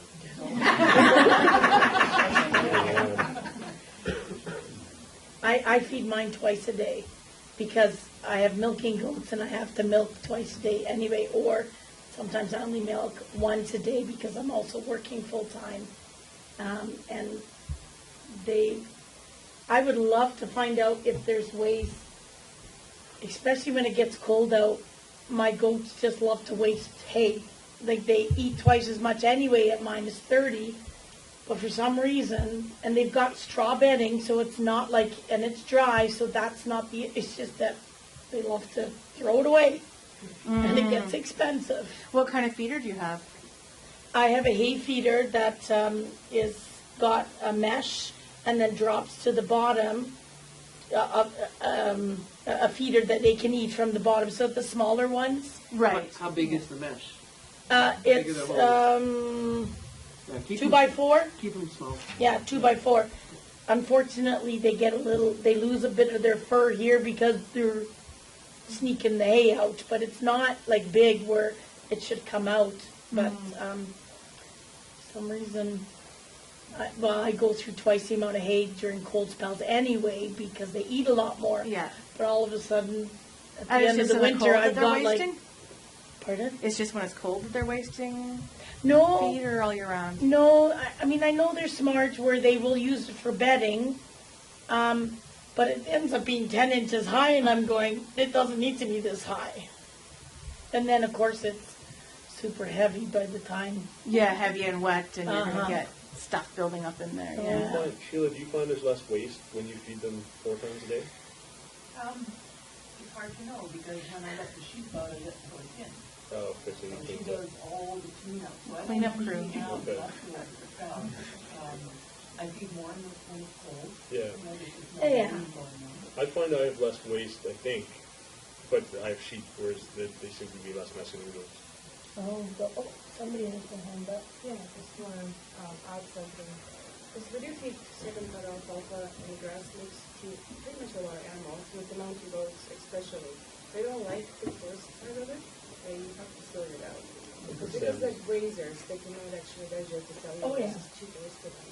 So what we basically do, we give them a flake of hay, which is if you shake it, all the leaves can fall off. They don't like the dust either.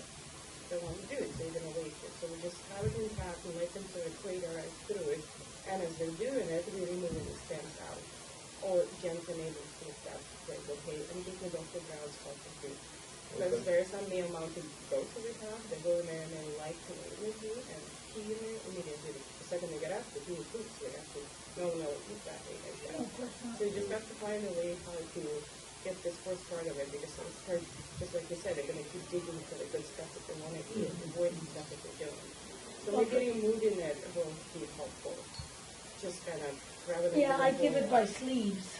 Right, so, and then once they even got part of it, just get all the stuff off it and let them continue eating it.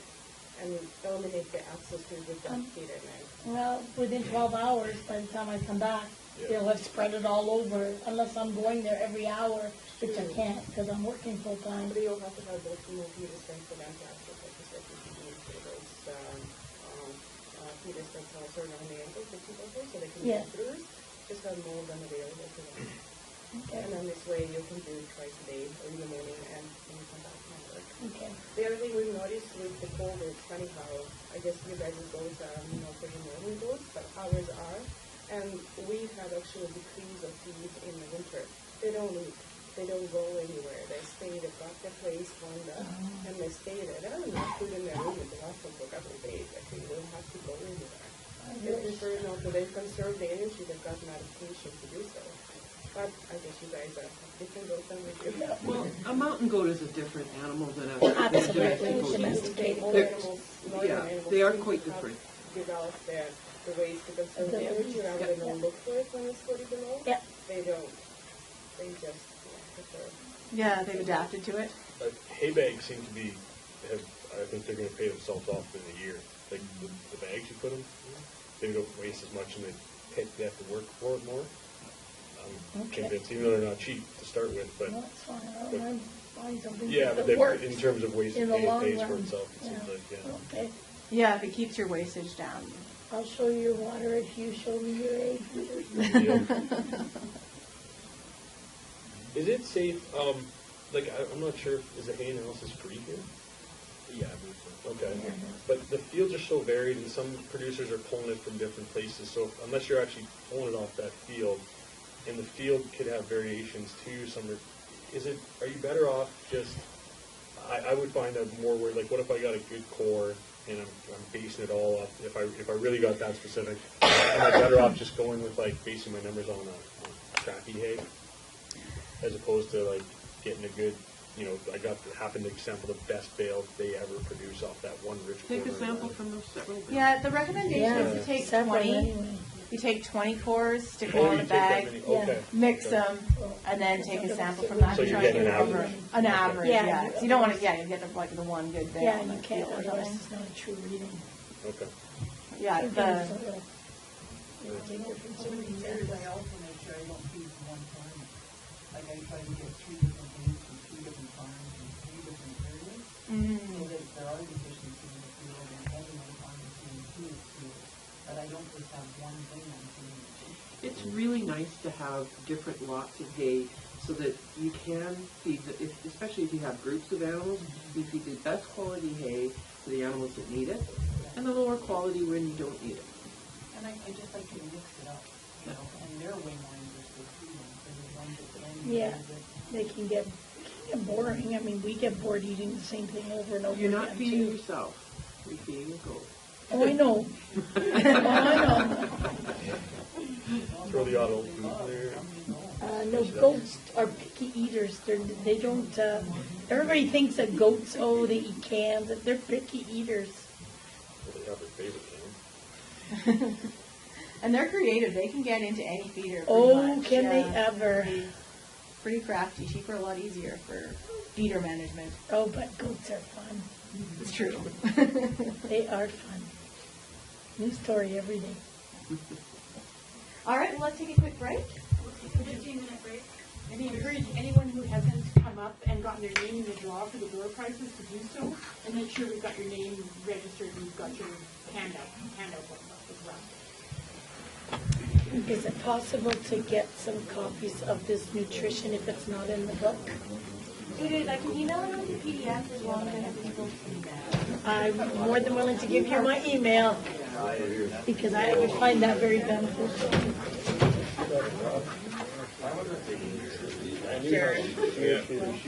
Don't say I never returned anything to you. Oh, God. I didn't know you still had it. I told you, like, I know, Ron. my truck. Are you kidding? I can look back and probably be working. You just had a thing about. That one might put down on my I was just gonna break my windshield one day. It's been on the dash of my truck for a year. Maybe you want stuff like that. They're spoiled. They're characters. It's funny because he doesn't really like much about. Really needs help with every time. I can't do that by myself. He's like grab and then they go back in. So it's the one thing he's like super great at. He's like, It's like keeping dogs in the bathroom. You get the one dog in, the other one comes out. I've only done it once. I had my buddy help me and I had to I'll probably have 8 kids. We're trying. So we got here and my buddy had to call me. Well, I'm also going to Actually, it was 4 when you count. yeah, exactly. There's a couple that's started me on farming goats. They retired now, and there's a huge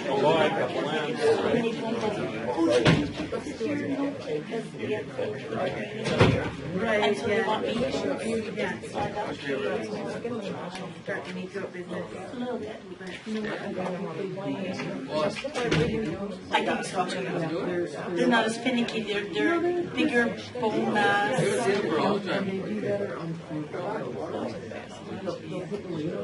Yeah. I didn't have any trouble keeping them. Like when this girl came back to me, she was within 3 months she was right up to snuff again. But then, like in the morning they get her while I was trying to gain the weight. I had oats, alfalfa pellets, sunflower seeds, and a little bit of sweet mix for breakfast. And they only get, she gets a small bowl, but it's high quality stuff. And then at night, when I was milking her, she would get oats and a dairy ration. And then she had all the free water and egg and minerals that she wants, and she's doing super well. In the summer, yes, but in winter, I can't. Yes, I have rotating fields. I have one for the females, one for the males, and I have an extra one that we can rotate, and then in between, I have meat chickens on chicken tractors, so that there's a big gap between the two, so that they don't get right. And then, not this summer, because last summer I built a 24 by 28 garage. Next summer, I'll have a winter barn, 26 by 36 barn, that will have its own pen, and that will be in the winter. So that come summer they just do fields, so that this winter area has a chance to regroup again and refertilize. So I'm so blessed I have 180 acres, so I get to play. So different from like Lower Mainland BC, where people are trying to get 50 acres on an acre. Yeah, no, I only use maybe 20 acres. Yeah, but it is. It's wonderful. And my goats follow me. And 4 months ago, I just got an Australian Shepherd from Moose Jaw, Saskatchewan. And they said, it was bred to be a herding dog, but it didn't hurt because breeders are breeding them for agility now. And so the herding is leaving. But lo and behold, guess what? She's herding my goats. So now I want to teach her to bring from the field.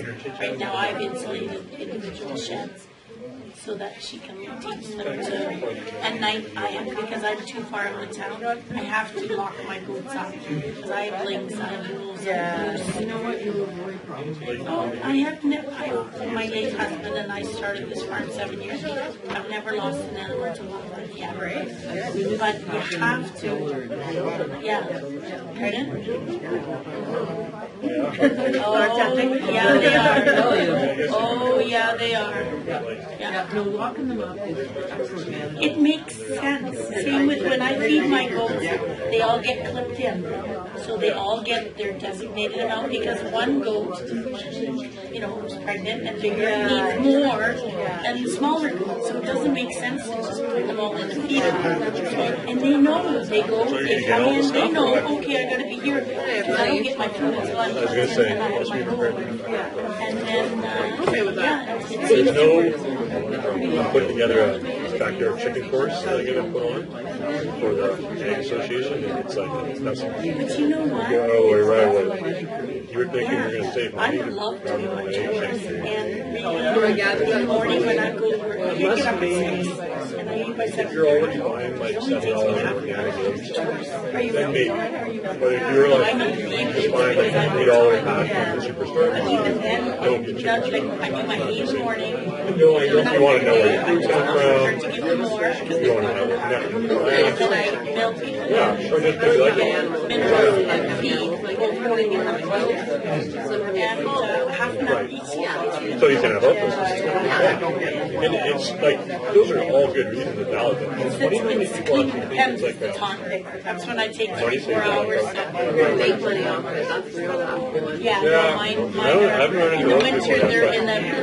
I was talking with them. City had a meeting about reviewing their regs for urban chickens, and she asked me if I would come, and then there was a surprising amount of people who didn't have chickens. They came to me and she just didn't have the people, and they're like, I know this works, I'm on. And one guy was like, that cost savings. I was like, whoa, dude, like, stop that right there. You're not going to say, like, have chickens.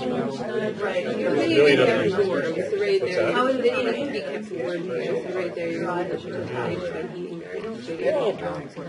I think it's a hobby that you can almost offset. Or offset. Like, you have enough chickens, you're selling them. It doesn't seem hard to get rid of them. You just put the word out, especially in this day and age on social media. Right? Because I have to revise everything now. Because so you can offset your costs. I'm going to set an alarm system to got to set an alarm system to the you end up eating more eggs than you ever eat more. some sort of sensor. And well, it's funny that we've had more, and right now we're down. We'll have more. And you get to a week where maybe you're 2 days or 8 out for 3 or 4 nights, and all of a sudden you look at the fridge and so then you'll make this, it's like a quiche thing. It's like almost all egg with potato and pepperoni. Kids like it. Yeah, it's really good. So the kids like it, but they like lots of shit over the morning. not enough hours in the day. Enough stuff to eat. Have you done like having chocolate bars for supper? Which programs? I would love to. I don't know if I would do so next year when I build the barn, I'm going to It seems like everyone needs a plant partner. That's not a bad place. Yeah. I mean, it'll help. I don't even think she's like, it's just no Aurora wants Yeah, definitely. Yeah, it's our money. Yeah, but like not love. You got to you got to like honey. My cabin is Most of it for old like you get it. It smells different. Well, you saw how different those honeys could be. They're all honey, but they're not at all the same thing. I remember how that experience had honey from Hawaii. And they harvested the bees harvested only from this one flower. Yeah. Then I was like, oh my god, open my eyes. I was like, terrible. Oh, good. I'm like a paradise. That's really good. Just have left going to the green. I would love to find that again. Yeah, it's quite the same. Like, if you get, it's harder though when you get a blanket, because you mix your clover honey with maybe the fireweed, although there's It seems like after last night I went to I wanted to say that too, but I was hoping it was apparent, but it's the same thing here.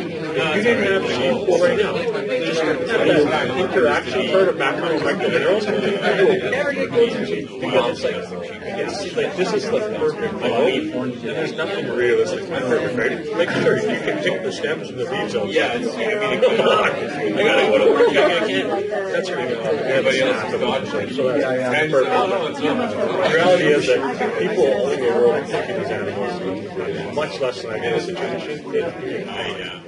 Could their animals be valued by better people? Yes. But it's a trade-off. You also need to know. So they have to give us like the perfect like, holy crap. I've been feeding rolled oats and barley to goats since I had them. I had no idea. Did you tell me I couldn't have oats? I go get the bag of barley. You should be happy. Just hammered them full of oats. That one was good. Spunky. That's why I did. You gave her spunky. I've gotten yeah, because the other ones are tapering out quite nice, actually. Yeah. Maybe it's taking a base diet. So, sheep, did you not just say, I saw oat bran on there. Yeah. Oh. It's the boy goat. It's just boy goat. So you feed your female goats. I feed mine.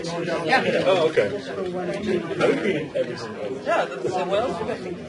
I don't know. There's lots of other foods you can feed goats.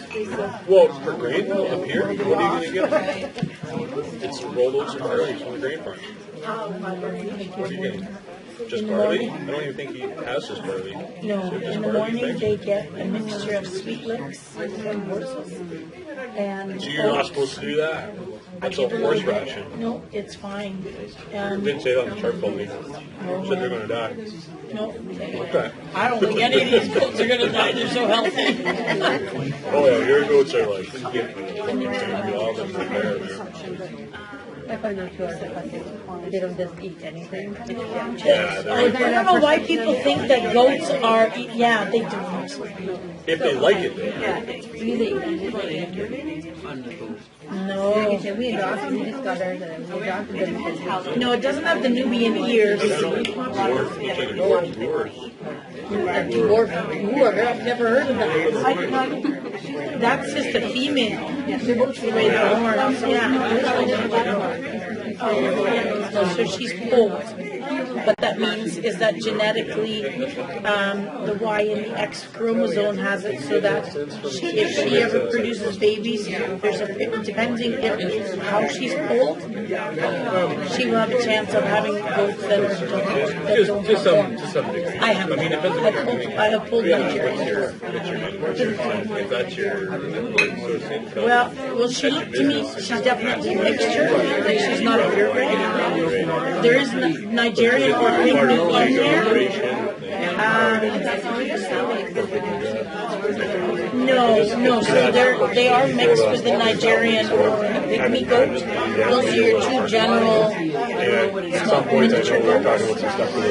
Nigerian or registered dairy goats and pygmies are, they look very similar, but they're not dairy goats. Yeah, that's what I do. No, that's and that's why I bought the sensor too, because I knew you could process over the air. What I do is they get free hay, like whenever there's always enough hay, so that they can and then in the mornings, they get a mixture of oats and sunflower seeds. Sunflower seeds is really excellent. And you can get like a home it's called black oil sunflower seeds. It is really easy. I don't think my trust when you get hurt, and you can start over. When they are lactating, like I have a girl that I'm just weaning off right now. In the morning, she gets a mixture of oats. Covered in Sweet lips, because when she it's not a judgment call on my part. And on top of that, she had worms. So veggies, you're always having. And then in the evening, she gets basically, when she's lactating, she gets, I buy dairy ration. But Steve sells his dairy ration a 5-to-1 feed for, it's called the calf ration. I find that wasn't enough for my Annie, and so I did buy dairy ration, and I mix it myself 3-to-1. And the oats, and she was fine with it. And so when I milk her, I always give her that. Otherwise, she's awful. So right now, I've increased her sunflower seeds, her alfalfa pellets, and I've backed off on the protein, and so that she can.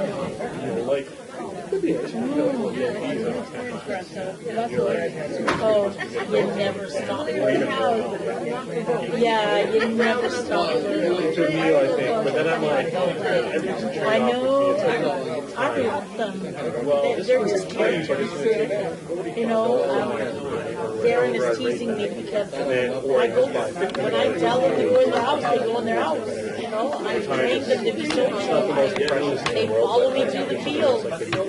Because it might be that I spent time making Annie, it was interesting because when I sold her last year, I didn't realize because she's queen tax. She's the head honcho. But when the other goats got into the field, they were lost because they didn't have and I thought, well, I found that very interesting behavior. I'm always looking at behavior and outcomes. And even though she's a goats. She's phenomenal. She's an awesome mom. She's awesome. Like I get some leaders from her, and I only make them for fun. And but she gets ornery, you know. She wants to stay boss, so she headbutts and the other kids. Right now she's on her own because when she gets pregnant, she doesn't go this way, she goes this way. And it gets to a point where I have trouble getting her through the door. And it's a 32-inch door. But I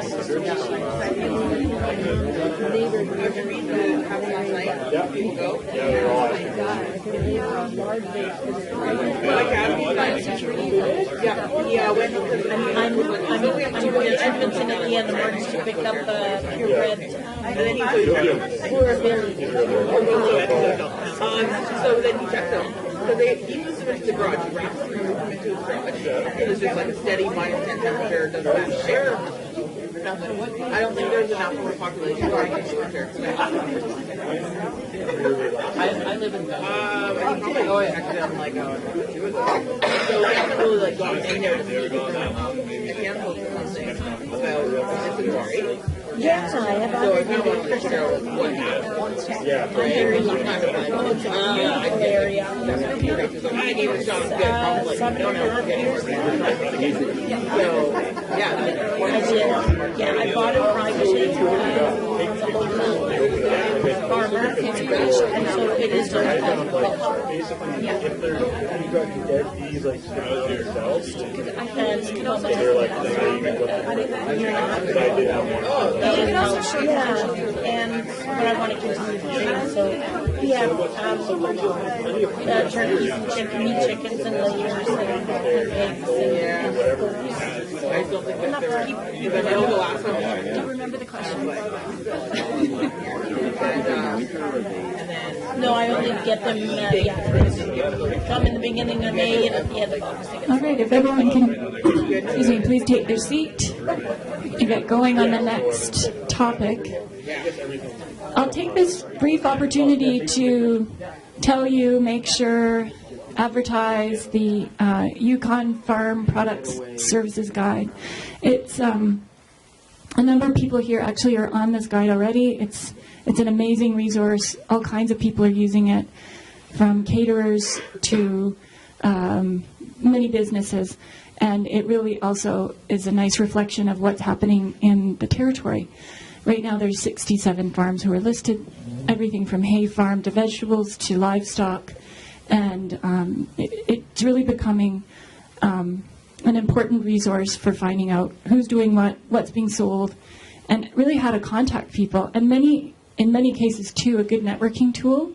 So if you are new to the sector and want to enter into goat and sheep farming or any other type of mixed farming, you can go to this website and then you search for whatever topic interests you, and then the list of farms will come up, and each farm has a lot of contact information there. So if you need help finding it, happy to do that. Otherwise, just pick up a pamphlet.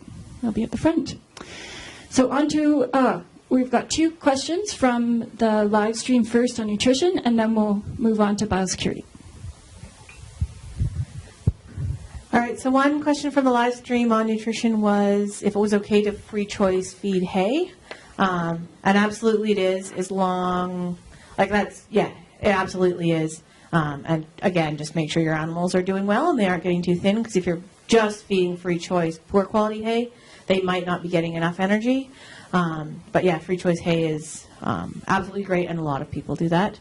The other question was... And maybe make sure you clean the feeders out every once in a while, so that there's just not crappy stems in there.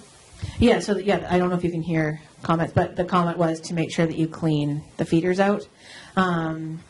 Also, in terms of ground feeding hay, that is an option a lot of people use. You do have increased feed wastage when you feed on the ground, and increased risk of some of the gastrointestinal parasites, and some of the Johne's disease and some other diseases. But depending on your management system is very extensive, then that's often an option a lot of people use. The other question was that goats aren't drinking a lot of water on pasture, and if that was normal. And yes, it's normal. There's a lot more water in fresh grass. Sort of like you eating watermelon all the time, you wouldn't drink a lot of water. And as long as they have water available, it's absolutely fine. But I wouldn't recommend just having them on pasture and not having water available because, if it's hot, they'll need some. Any other questions on nutrition before we move on to biosecurity? Excellent. So I used to think of biosecurity as being this sort of, scary thing of people in hazmat suits and giant signs and truck washing, and that it didn't really seem that relevant to me or my family's farm, which is not true. So does anyone have a definition for what biosecurity is? I'm just guessing, but I think it's the limitation of the passing on of parasites, of bacteria, of different things from farm to farm, or Absolutely. from one area to another area. Yeah, absolutely. That's a great definition. So it's just any procedure that's intended to protect humans or animals against disease or harmful biologic agents. So all of you, whether you know it or not, you have a biosecurity plan. It might not be a good plan. It might be a great plan. But everything you do on your farm to protect your animals from disease and to protect your neighbor's animals from any disease your farm has all counts as biosecurity.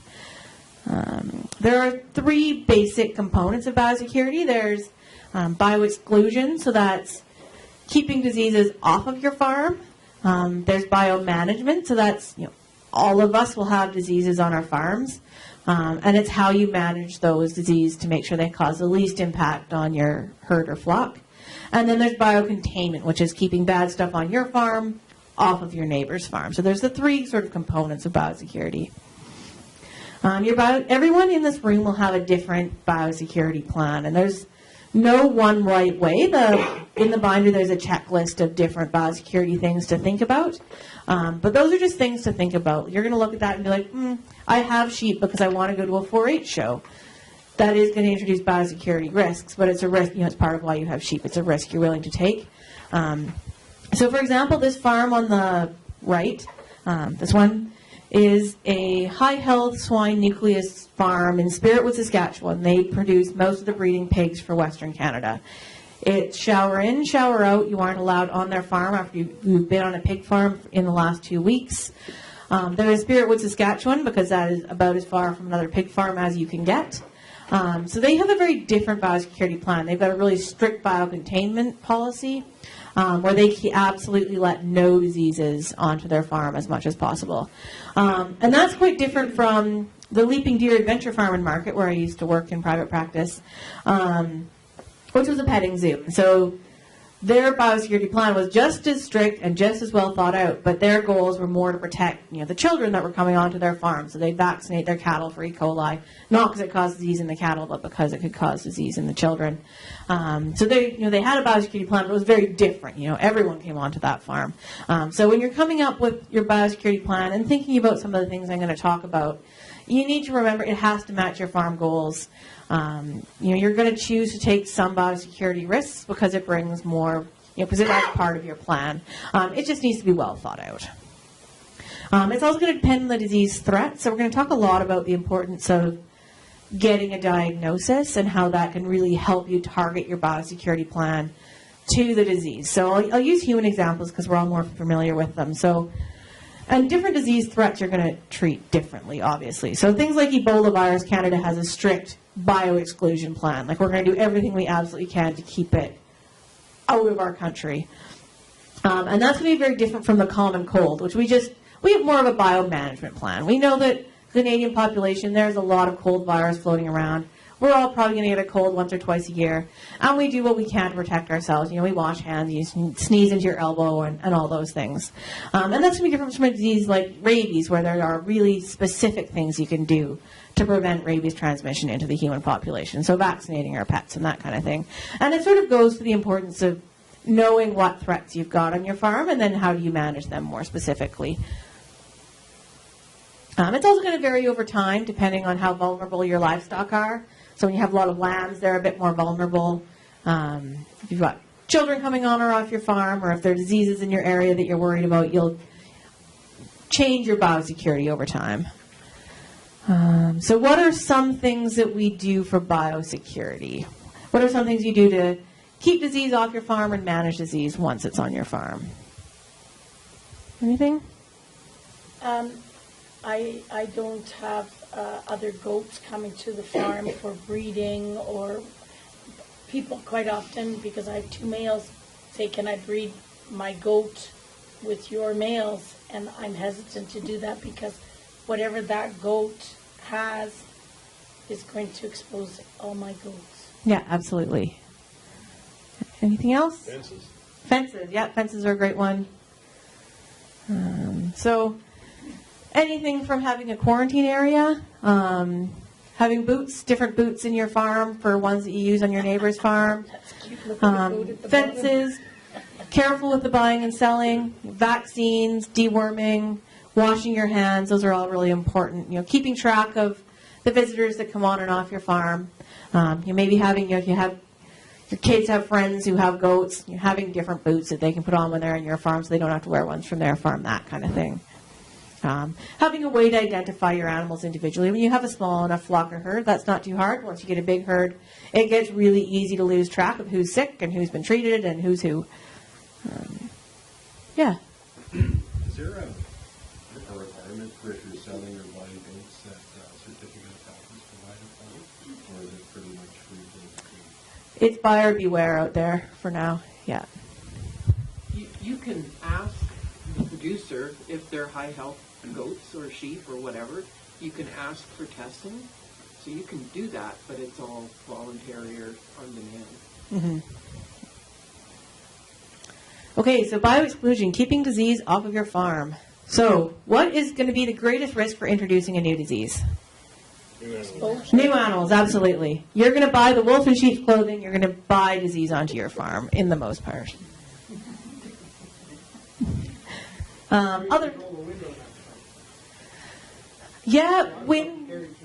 There is, the most concerning diseases in sheep and goats are not, for the most part. There's some that are, but the ones that I see people have the most train wrecks with, like Johne's disease, Cathys lymphadenitis, worms, those are all ones you're going to buy on.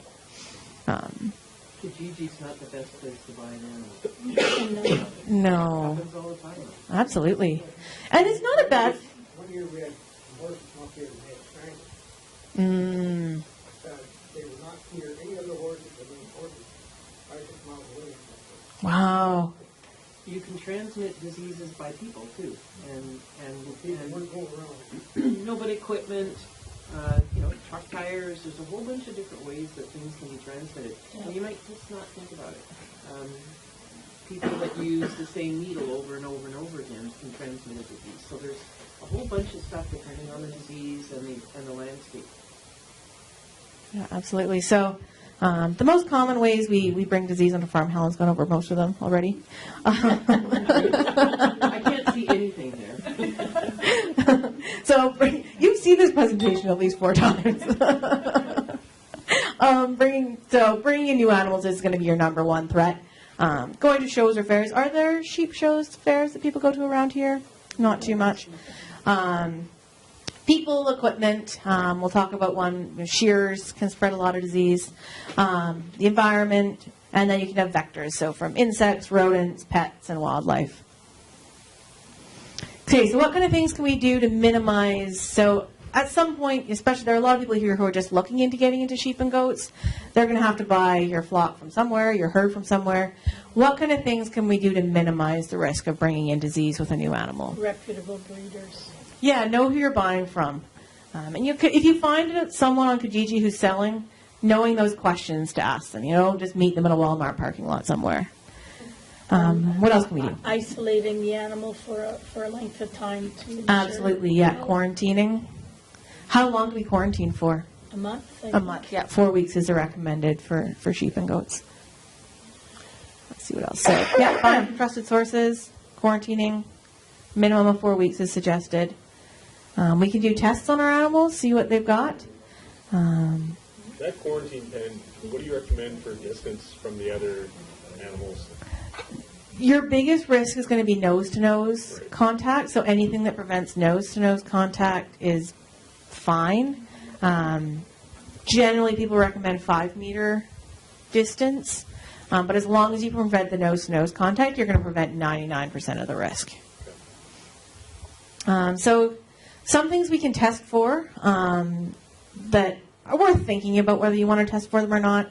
Gastrointestinal parasites are a big problem in sheep and goats, especially if you're getting them from lower mainland Vancouver Island. There's a ton of resistant parasites there. So, What about Edmonton? not as, it's a bit colder there, so there aren't as many issues, but there still are. Especially down by Calgary, they've got some problems down there where it's a bit warmer with the Chinooks. And I talked to someone yesterday from Red Deer. Red Deer is having a heck of a time with gastrointestinal parasites. So that's one you can test for. So that would be sending a fecal exam to either the local vet clinic, can probably run a fecal, or sending it to the lab here. Johne's disease, there's a blood test you can do, and we'll talk about these diseases in more detail one at a time.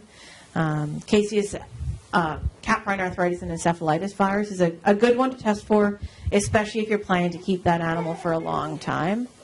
And then caseous lymphadenitis we'll talk about in a second. All right, what are some things we can do to minimize the spread or consequences of disease on the farm? Well, checking your goat. Quarantines, absolutely. If someone's checking your sick. animals every Yeah. day, knowing your animals, what they look like, how they Yeah. behave, Absolutely. and dealing with it as soon as you see something. Yeah. So vaccination is another one. Deworming is another one, which we'll talk about in a second. And deworming is one of those, like, I know a lot of people are interested in organic options and not overly relying on chemical dewormers, and we'll talk about that and how you manage so you don't need to use dewormers. Prompt diagnosis and treatment is really important. And again, getting a diagnosis. If you have a disease and you don't know what it is, it's hard to tweak that biosecurity properly. Record keeping, knowing who's who and what's been going on with them. The flow of people, animal, equipment. So handling your quarantine. It's often very tempting when you have a sick animal. You're worried about them. You want to check them first. But if you can, to avoid that impulse and do your healthy ones first, and then do the sick ones so you can wash your stuff after. Then vector control, controlling your rodents, pets, wildlife. And then what's most important is, of course, keeping what's in your barn out of your house. Like, sick animals are one thing, sick children and people is another thing. So washing your hands, having designated boots and coveralls and that kind of thing. All right, so pets. So lots of people have pets with their goats, and that's great. But there are some risks that come with that. So the biggest one is Toxoplasma gondii, which is shed by cats, and is a pretty common cause of abortion in sheep and goats. At least in BC, we see it pretty commonly. And there are a few things we can do to prevent that transmission, and it's basically keeping your cats from pooping in your feed. So having litter boxes, and if you have a cat who is a chronic feed pooper, maybe finding a new home for that cat. Dogs can shed Neospora caninum, which is a very similar single-cell parasite that causes abortion. We don't see too much problem in sheep and goats, but it's a huge problem in dairy cattle. So again, keeping your dogs from pooping in your feed bunks. And they're typically a little easier to train than the cats. Cysticercosis. Do we see a lot of cysticercosis here? Some. So this is has anyone had problems with that? Raw sheep meat, dogs know. Yeah, so it's a worm that the dog sheds it in the feces. The sheep eats the feces of grass that have been contaminated with the feces, and then you get these larvae that form in the muscle.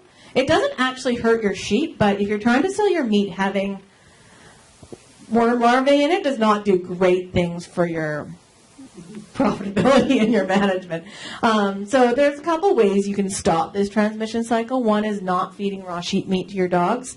It can also be spread in other canid feces, so coyotes, wolves. So not having them have access to raw sheep meat, and deworming your dogs regularly. The thing is, it has to be a dewormer that gets tapeworms, so not just one from the entire co-op. It typically has to be from a veterinarian. So the dogs are acting as an intermediate host? They're the definitive host, so they shed the eggs and the feces, and then the sheep's the intermediate that has the larval form in the muscle. So that would include disposing of a dead carcass? You'd be exposing it to the coyotes? Potentially, yeah. Yeah. I mean, with coyotes, dogs are the biggest risk because they eat the meat and they poop on your farm. The coyote's going to eat the meat, and then what are the odds that coyote that gets that worm is going to poop on your farm? So it is a lower. It's going to poop on someone else. It's going to poop on someone's farm. But you guys have a lot of land here. You're going to spread it out. And then wildlife, we're going to go through wildlife in excruciating detail later this afternoon. So, I did. It seems to be the only picture that people have. Yeah. Okay, so when so the larva and the dog poop when it ends up on the grassland field, what kind of exposure to what kind of exposure would kill the larvae as opposed to, like, will it die off? Will it sit there dormant till something eats it, or? It will eventually, I mean, all things eventually die, but it is fairly hardy. So we'll talk about wildlife later. We are quite lucky with, from the sheep side of things, we're quite lucky because there aren't a lot of diseases that spread from wild sheep to domestic sheep. That seems to be a big problem in BC and probably in the Yukon, I'm sure in the Yukon as well. The big risk is the other way, where our sheep are carrying a disease and we don't really know about it, and they spread it to the wildlife, and we'll talk about that a lot later. All right, we're going to do a case study. So 2 months ago, you bought a 2-year-old ewe off of Kijiji. Today, as you were shearing her, you noticed several swellings under the skin. One is oozing a thick tan material. So we have some pictures here. So see, there are all these swellings under the skin. And then this one's oozing this kind of looks like ricotta cheese sort of stuff. So what do you do next? Solid option. Well, I would take a sample of the oozing and figure out what it is. Yeah, so you're going to want to find out what it is. Absolutely right. So this one, you call your vet, she sends material to us for culture, and we diagnose caseous lymphadenitis. How do you deal with it? Who here has heard of caseous lymphadenitis? Not many. So that's, which is good for this question, actually. So what do you need to know? So you get a diagnosis of caseous lymphadenitis. You haven't heard of it before. What kind of things do you need to know before you can decide what to do about it? What kind of things do you want to know about this disease? Find out and research. Yeah. What are you gonna research though? What specific questions? What it is. Yeah. What it is a bacterial, viral. How it's transmitted, absolutely essential. How do I deal with it? How do you deal with it? Is there a vaccine? Can you treat? And how does it affect the rest of the animals? How transmission? How contagious it is? Absolutely, yeah. All right. Obviously, quarantine. Yeah, you're going to quarantine right away, hopefully. So things you need to know: mode of transmission. How often is it transmitted? Can you clean up your environment if it's contaminated the environment? Is that what kind of things can you do there? Is it treatable? Could your other animals be infected and you don't know about it? Is there a non-clinical carrier state? Is there a vaccine? Always good to know if humans can be affected. And then the cost of getting rid of it on your farm versus the cost of just living with it. So this is actually a really common disease. It's causes 26%, 24 or 26% of carcass condemnations in BC. So it is significant. And I think you probably have it around here as well. So we'll go through it in a little bit of detail. It's caused by the bacterium Corynebacterium pseudotuberculosis. It has an extremely long incubation period, so typically 2 to 6 months. Generally during times of stress, they'll have abscesses in about a month, and that's the reasoning behind the 4-week quarantine period is for this disease. It is contagious, but it only can enter the animal through broken skin. So in sheep, the most common method of transfer is by shearing, because the shearer shears the sheep, hits an abscess, gets some bacteria on their shears, shears the next sheep, nicks the skin, enters it directly. Goats, the most common mode of transfer is ingesting it. And because goats will eat things creatively, they often have small cuts in their mouth. So they'll get some pus on their feed, they'll eat it, and it'll enter through a small cut in their mouth. Lambs and kids can be infected through drinking contaminated milk. It's really common in BC. Very rarely it can cause disease in people if you have like a small cut on your hand. I mean, especially in shears, it causes some abscesses. And it's more than about a quarter of our carcass condemnations in BC. And it's called the cause of thin U syndrome. So they can have those abscesses they're usually in lymph nodes, they can be under the skin, or they can be inside. And so if they're internal, you can't see the abscess, but the animal just sort of wastes away. Testing, bacterial culture is the way to go. You can do blood tests. So if you are bringing in new animals from different flocks, if they're not sure of their CL status or you're worried about it, you can ask for blood testing. There are only 2 labs, unfortunately, in North America that do that. University of California, Davis, and very recently it's been brought to the University of Washington. Typically you would send it to, I guess, Mary probably, and you'd send it out. Because shipping to the States, you need permits and stuff, so you probably ship through Mary. False negatives are common, unfortunately, but there are rare false positives. A lot of herds will screen for this routinely, so if you're buying an animal and you ask, have you been CL tested, a lot will be able to say, yes, I've been CL tested, and all my animals are negative, and you know that's a high health flock and a great one to purchase from. If you buy a CL negative, how long, like say this had that tested a year ago, is that okay, or how recent do you have to have tested? Typically, because there's a problem with false negatives, it's nice to get a flock that's done all of their animals. Because if you test every animal in a flock and they're all negative, the odds of all of those being false negatives are extremely small. It's a bit challenging when you're just looking at that one animal because there is a significant chance of a false negative. And how often they need to test would depend on their management. So if they tested a year ago and they're a completely closed flock, no animals in or out, then you're probably fine. If they tested a year ago and they bought 17 animals off of Kijiji and 5 more from an auction, you'd probably want to retest because there'd be a lot of sources for new introductions. Yeah. So that's a blood test if you don't suspect it, but if you see the abscess, it's a culture. Yeah, absolutely. Yeah. Okay, so in this case, where was our breakdown of bio-exclusion? How could we have kept this disease off the farm? Remember we bought the lamb from Kijiji? Oh, reputable breeder. Yeah, reputable breeder. I don't think we quarantined. Yeah, so buying animals from CL-free herds or flocks and quarantining new arrivals. All right, so now you have this disease on your farm. What are we going to do? So what are we going to do with this sheep that's been affected? So with CL, there is not a really effective treatment. You can do surgically flush those abscesses, but they're these giant abscesses, and this bacteria has a lot of lipid in its capsule, so they're really hard abscesses for antibiotics to swim through. So it's tricky to treat and expensive to treat.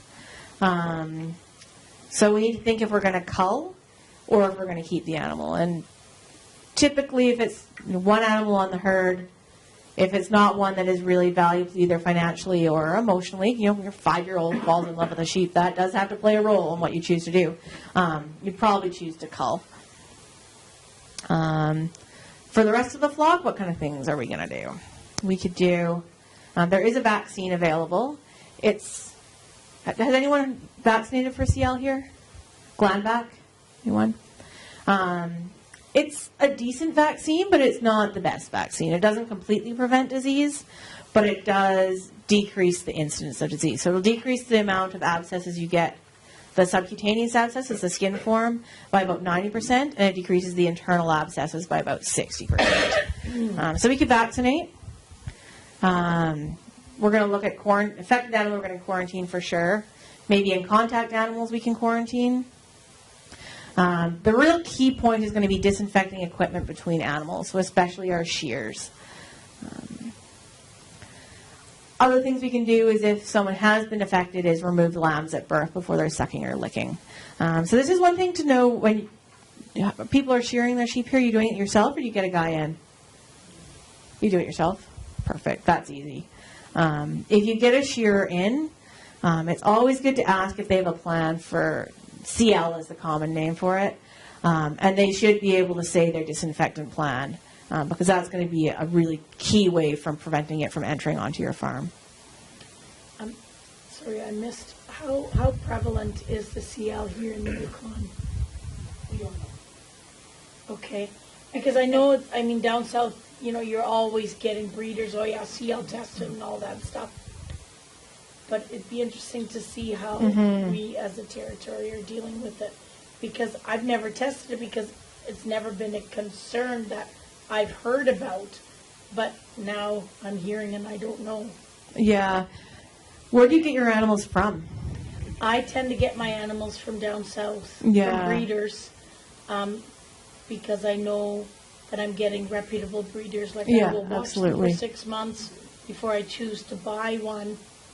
And so I know that my animals, for the most part, I assume are good quality because, one, I'm not seeing any signs, but two, because they've all been tested. But I'm just curious to know how we as a group are dealing with it. Yeah, and I don't. And I think the people in the room have the answer to that.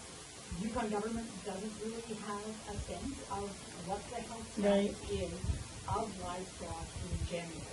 I'll talk a little bit more in the next session on the veterinary services program, where we have the opportunity for Yukon farmers to tap into local practitioners and get access to veterinary care.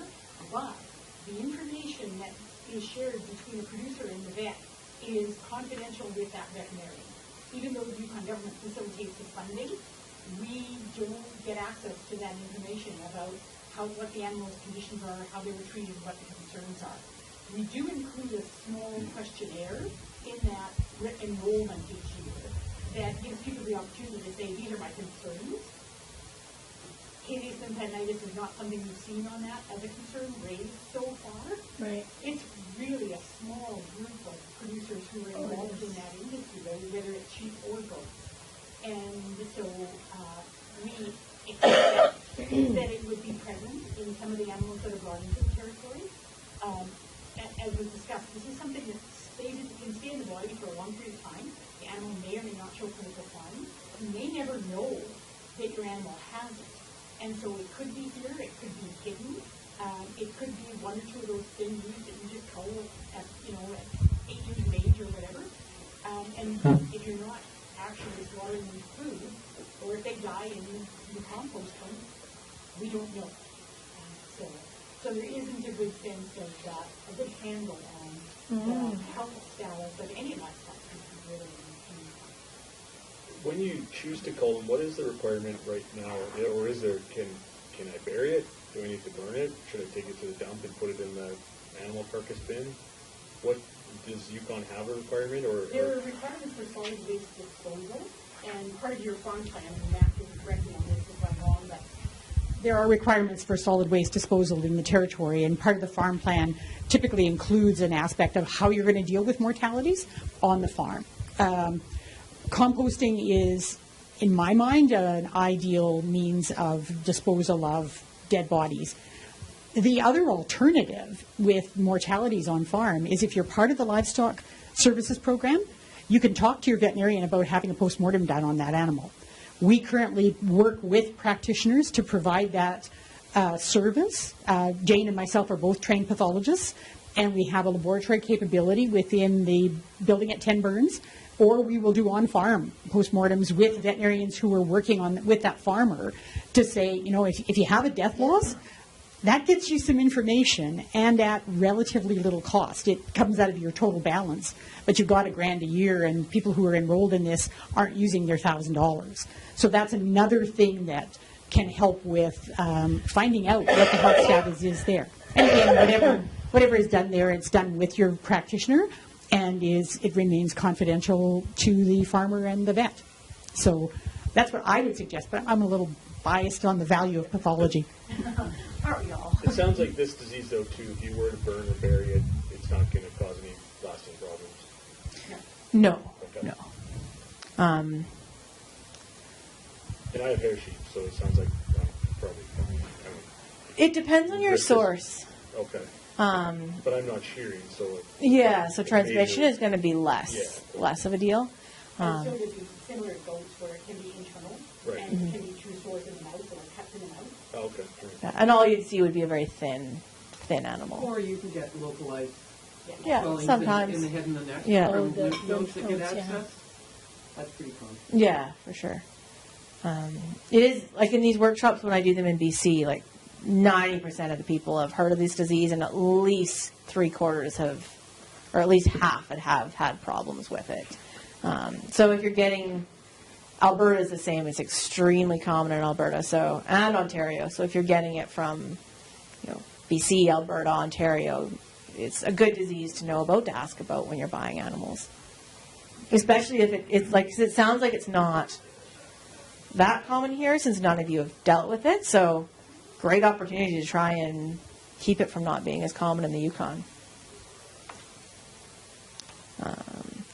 All right, so the last thing on biosecurity we're going to talk about is keeping disease from spreading off of your farm. So keeping what's on your farm from your neighbor's farm.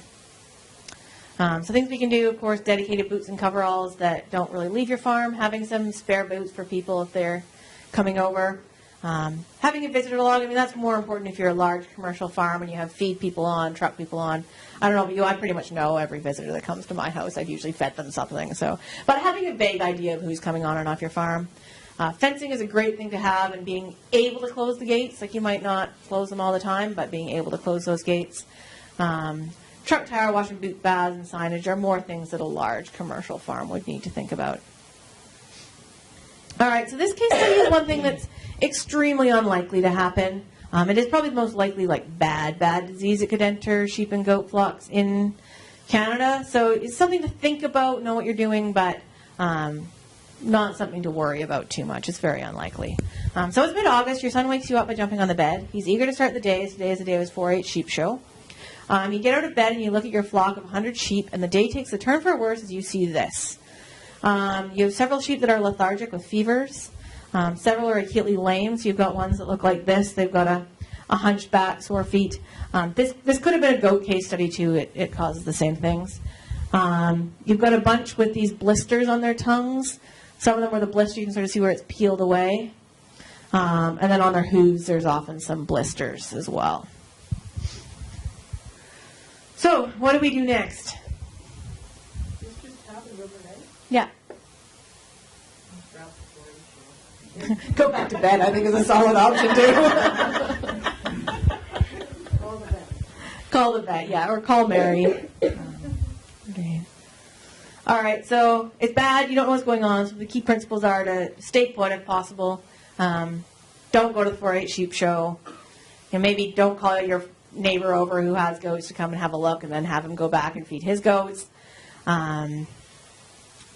Maybe rinse your tires if someone has to leave. So quarantine sick animals. So look after your health. So the 4-H ones were in the barn. They seem fine. Feed them. And then you need to figure out what's going on. So you want to gather as much detailed info as you can. So the number sick, number dead, what's going on, so blisters, clinical signs, and then call your vet and the animal health unit. The animal health unit here. So this is a case of foot and mouth disease. So this isn't a case from Canada. We haven't seen this in Canada since the 60s. So it is one of the most contagious animal diseases, and it's probably the one we worry about the most entering Canada for sheep and goats, just because it is so contagious and there is so much movement from overseas. It's spread by direct, indirect, and airborne transmission. This is one that can spread for several kilometers in the air. It also can be housed in people's nasal cavities for up to 72 hours. So, when you're at the border and they ask you if you've been on a farm in the last however long they ask you, that's because of this disease. Unless it's detected early and eradicated immediately, we could have pretty extensive economic losses. So I don't know if many of you remember in the UK, they had an outbreak several years ago now, and it costs millions and millions of dollars, and millions of animals were destroyed and burned. What happens if you, I've never said yes to that question when I cross the border. They don't do... I've said yes a lot of times, and it's never been a problem. Like any border, I feel like it depends who you get, what they do. But for the most part, they'll look at where you're coming from, and if you're coming from an area where they've got like a red alert for foot and mouth disease, then they'll flag you. So I think unless they've got an alert for whatever country you're coming from, they don't care at all. Well, having I was in Scotland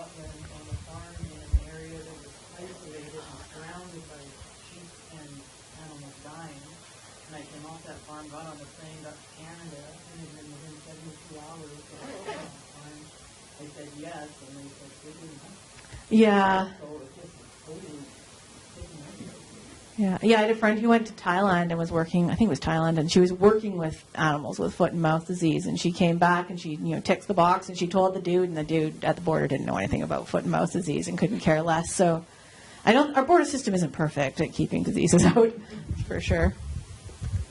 All right, any other questions on biosecurity at all? Perfect. All right, so now I'll turn it over to Mary and Matt to talk about Yukon government programs. I think you had a presentation here.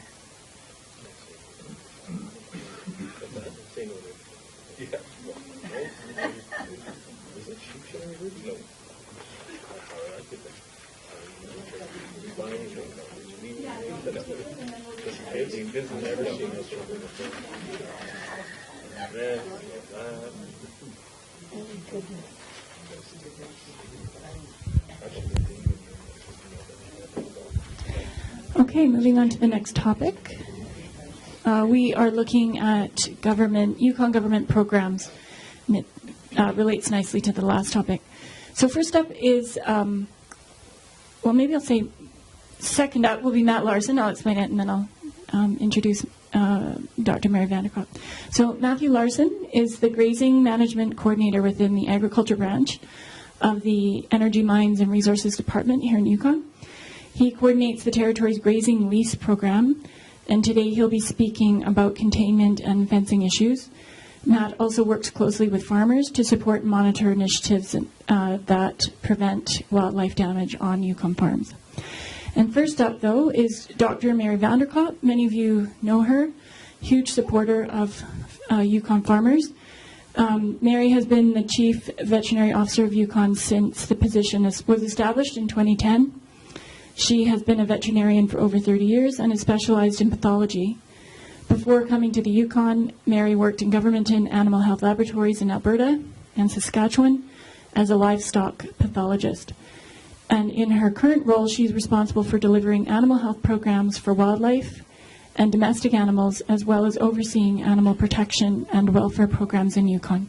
So, Mary. Thanks, Jennifer. I don't have a PowerPoint presentation, but I wanted to address a little bit around the wild and domestic, although the majority of our conversation around that will happen this afternoon, as well as to talk about some initiatives that are underway right now with respect to essentially sheep health programs.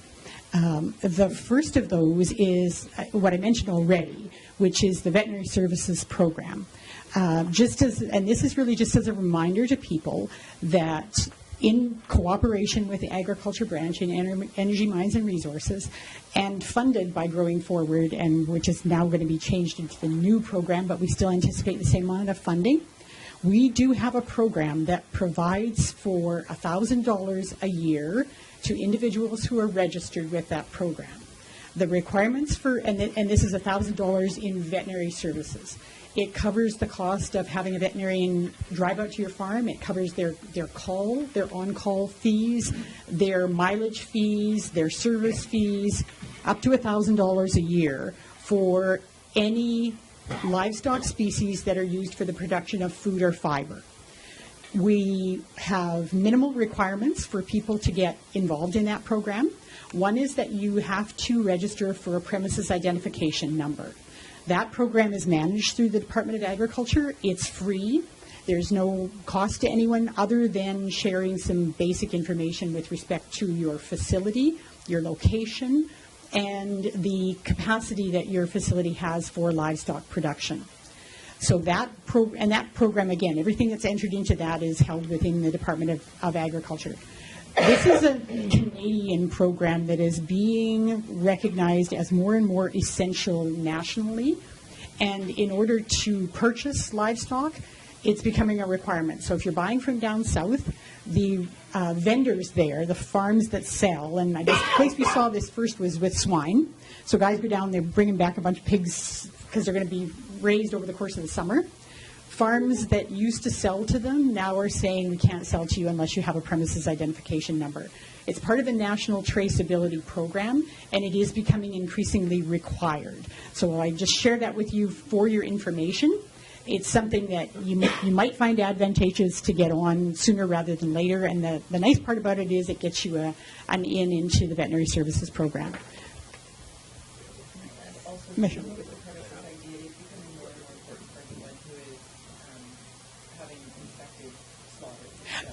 That's a very valid point from Michelle and Bastien, who are our meat inspectors.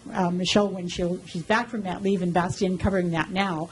But it will be required for the use of inspected slaughter. And so to access those sorts of service, Yukon is increasingly part of Canada, even though we still try to do things Yukon specific when we can. So the veterinary services program is not fully subscribed at this point. We've had it in place for a couple of years now. We've renewed it, and we anticipate renewing it again next year. We have an increasing number of people who have signed up for the program. As I mentioned before, there's a short questionnaire that we ask people to fill in, mostly around what are the concerns that you either have experienced with your livestock health or that you are concerned about with livestock health in the future. And it allows you to use the veterinarian of your choice, provided that they're signed up to the program. And they deduct the amount of eligible expenses from your farm call service or from your in-clinic service, and that bill goes to us, and the animal health unit transfers the funding directly to the veterinarian for that. One thing that we haven't included in the past, and we're revising the program each year, and that is things like vaccinations, the cost of vaccines, the cost of treatments, and the cost of testing were not eligible to be reimbursed in the past. We're reconsidering allowing the cost of testing, because one of the things that we've been supporting over the past 6 months and anticipate supporting even more in the future is supporting testing for MOVI, which is the bacteria that's currently most associated with the disease risk transmission from domestics to wild sheep. So we have been offering to carry out that testing when we've been requested by farmers. And we're anticipating including the cost of that testing along with, again, the cost of any other testing that people are required to do on their farm by their veterinarian. Still, vaccinations and treatments will be on your dime, but this covers quite a lot of the potential costs. We have seen, I think the majority of people kind of hold on to this in the event that something bad could happen. But as a result, we're not seeing this $1,000 that people have available to them used on an annual basis. So I just mentioned that as one of the key programs that is available. Part of that as well is, we talked about dead bodies, is the opportunity to have necropsies done or postmortems done. Both Jane Harms, who's our program veterinarian, and myself are pathologists by training and by almost by preference. I mean, you never get past enjoying finding out what killed something and helping people understand how to prevent that from happening again, right? The whole reason we do that, the whole reason we look, is to get an answer for people about what they can do differently in the future to prevent that from occurring.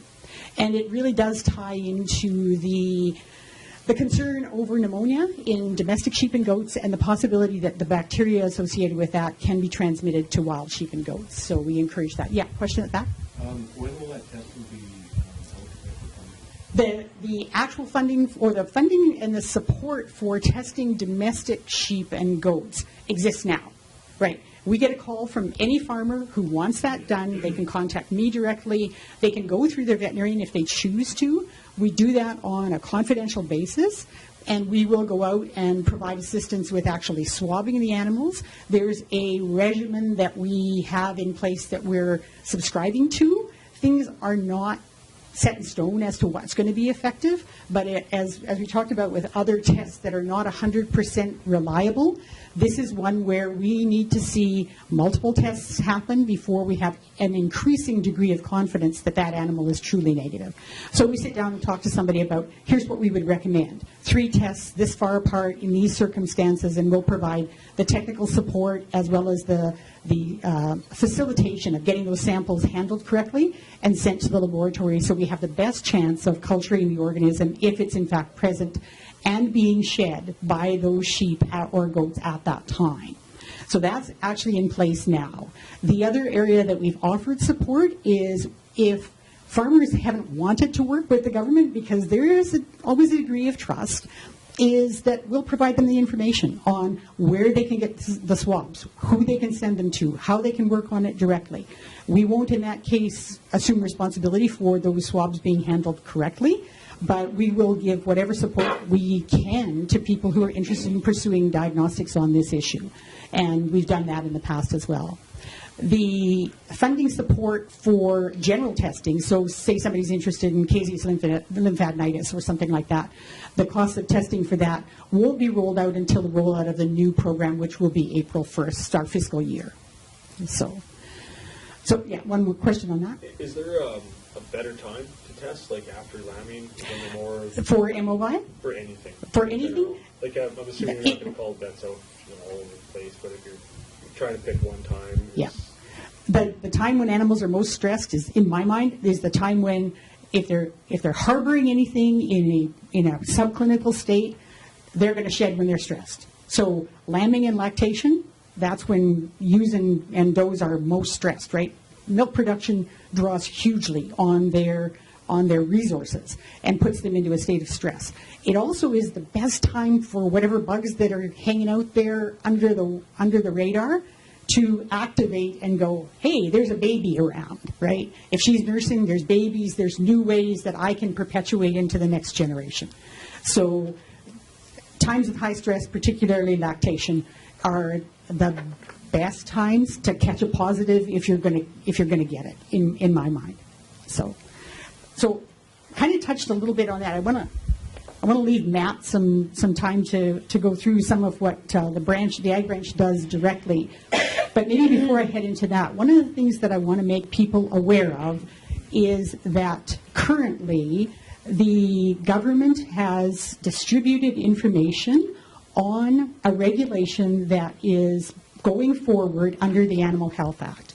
A big part of what I do in my role is not doing dead bodies anymore. It's dealing with developing legislative frameworks and the regulations that support those.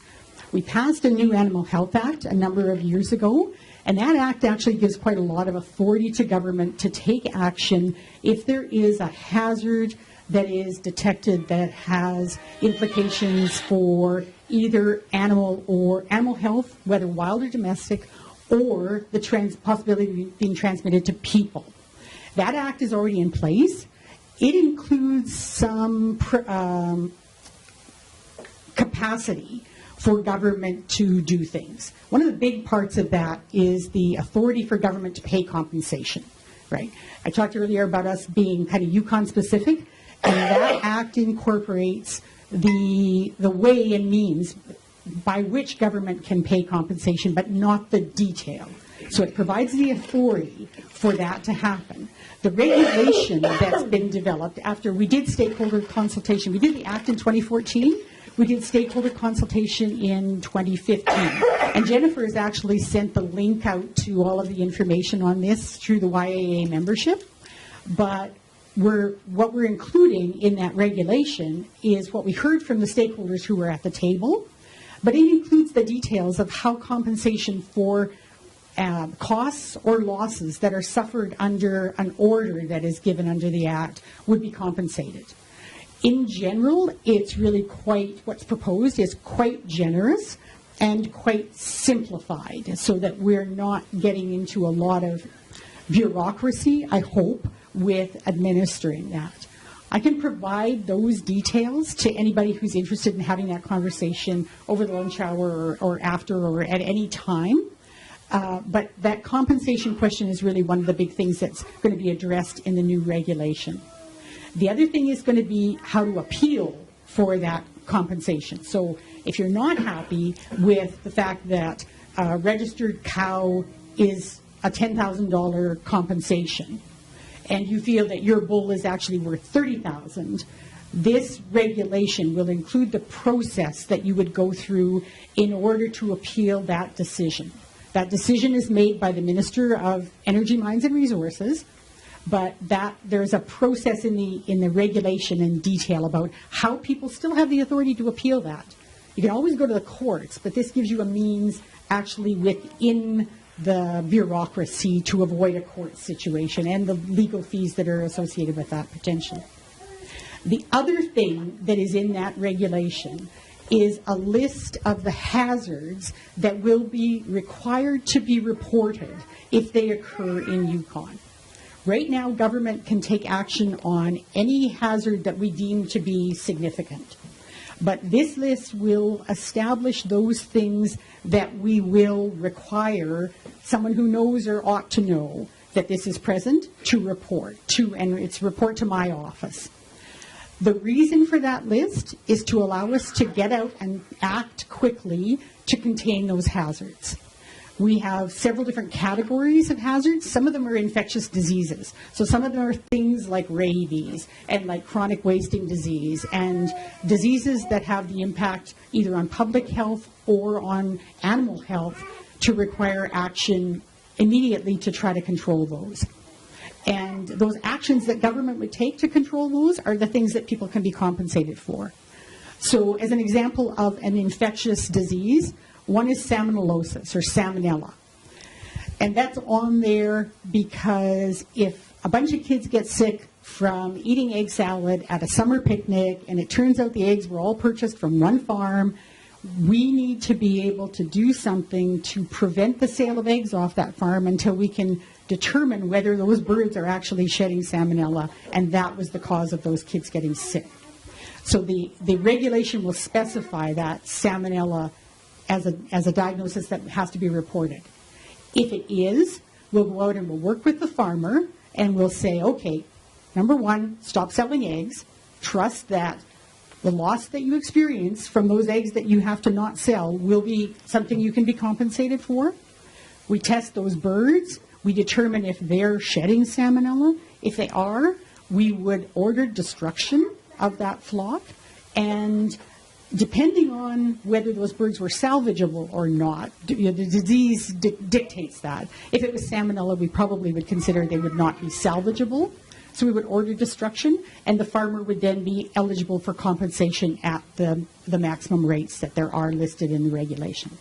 So that's the reason. The reason is to stop the sale of that product immediately and to deal with the situation on that farm as quickly as we can to ensure that that farmer is not then liable for the fact that they have been selling, without their knowledge, something that's harmful to people.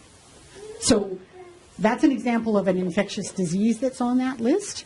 An example of another hazard, and we did this broadly, it's not just disease, is things that can be transmitted by healthy animals. So animals like cattle have a propensity to drink crankcase oil and eat lead batteries and do all sorts of things like that you goats get the reputation, but cows are the ones that actually do it. And cattle that eat batteries end up having toxic levels of lead in their blood. They may be perfectly healthy. They may be standing there not looking sick at all.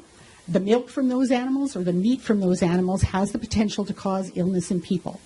So what we want is if some farmer knows that his cows got into the machine shop where they shouldn't have been and he finds bits and pieces of batteries laying around and realizes that, gee, they ate them, we can actually provide assistance and support to blood test those cattle. We will say, don't sell the milk, don't slaughter them in this time period. We'll blood test them until, after repeated tests, they're no longer in the toxic range. This has happened in Alberta, right? They've initiated that kind of a response when this has occurred. So things like toxins are on that list as well. The other thing I think that's really relevant for this meeting is that syndromes, clinical syndromes, are on that list. So we don't have to know the diagnosis. We don't have to know that it was salmonella that was the problem to report this. But there are two occurrences in which we are concerned enough about illness in a general sense in livestock populations to require those to be reported. And as I said, this isn't passed as yet, but this was based on our consultation with the stakeholder groups in 2015. One of those is things that may be signs of influenza in poultry. So those symptoms, if we have high death losses in a poultry flock, we have a combination of signs including sick birds where they're off their feed, they're dropping in egg production, they're sitting in the corner and they're all huddled up. Those things are suggestive of enough of influenza, and that's a significant enough disease with respect to human health that we want to make it a requirement that somebody who farms chickens lets us know about that when it occurs. Not when they've got a diagnosis from their vet, not when they've called somebody out, but actually when they see, geez, you know, I went in today and I had a healthy flock. I went in the next day and I had 15 dead out of 100. And the next day there are another 10 dead and there's 20 in the corner that aren't eating and they're all fluffed up and they look awful. Let us know, right? That's one.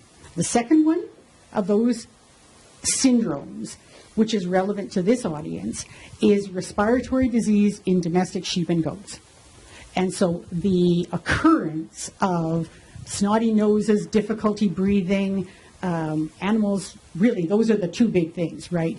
Things that indicate a respiratory tract infection in sheep and goats will become a reportable hazard.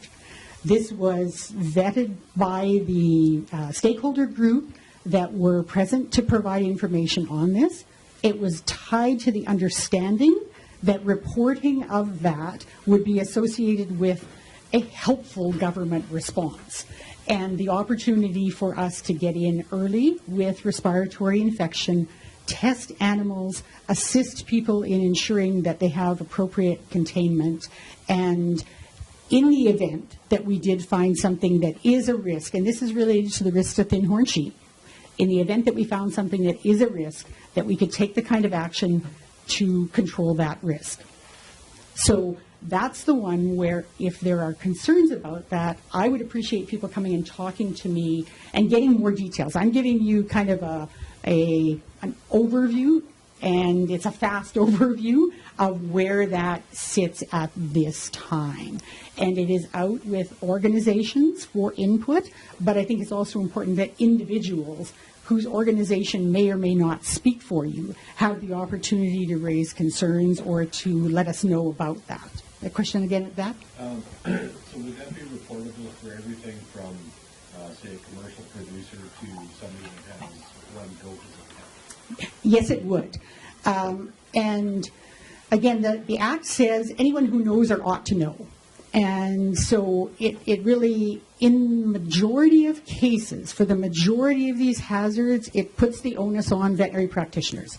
And in most provinces and territories, that's the case. It's the vets who have to report these things because they're the ones who know or ought to know that that's what this is. The thing that came up most consistently across the board when we talked to people about this in the engagement process was make sure that everyone who's impacted by the regulation when it comes out is well informed in advance. And so as soon as we get an indication that this is likely to be passed, that is something that we'll be responsible for doing, is ensuring that that education and public awareness campaign takes place so that when there are things like this where really it's going to be the chicken farmer who's going to know about the health status of their chicken. These two syndromes are really the ones where it might be the farmer.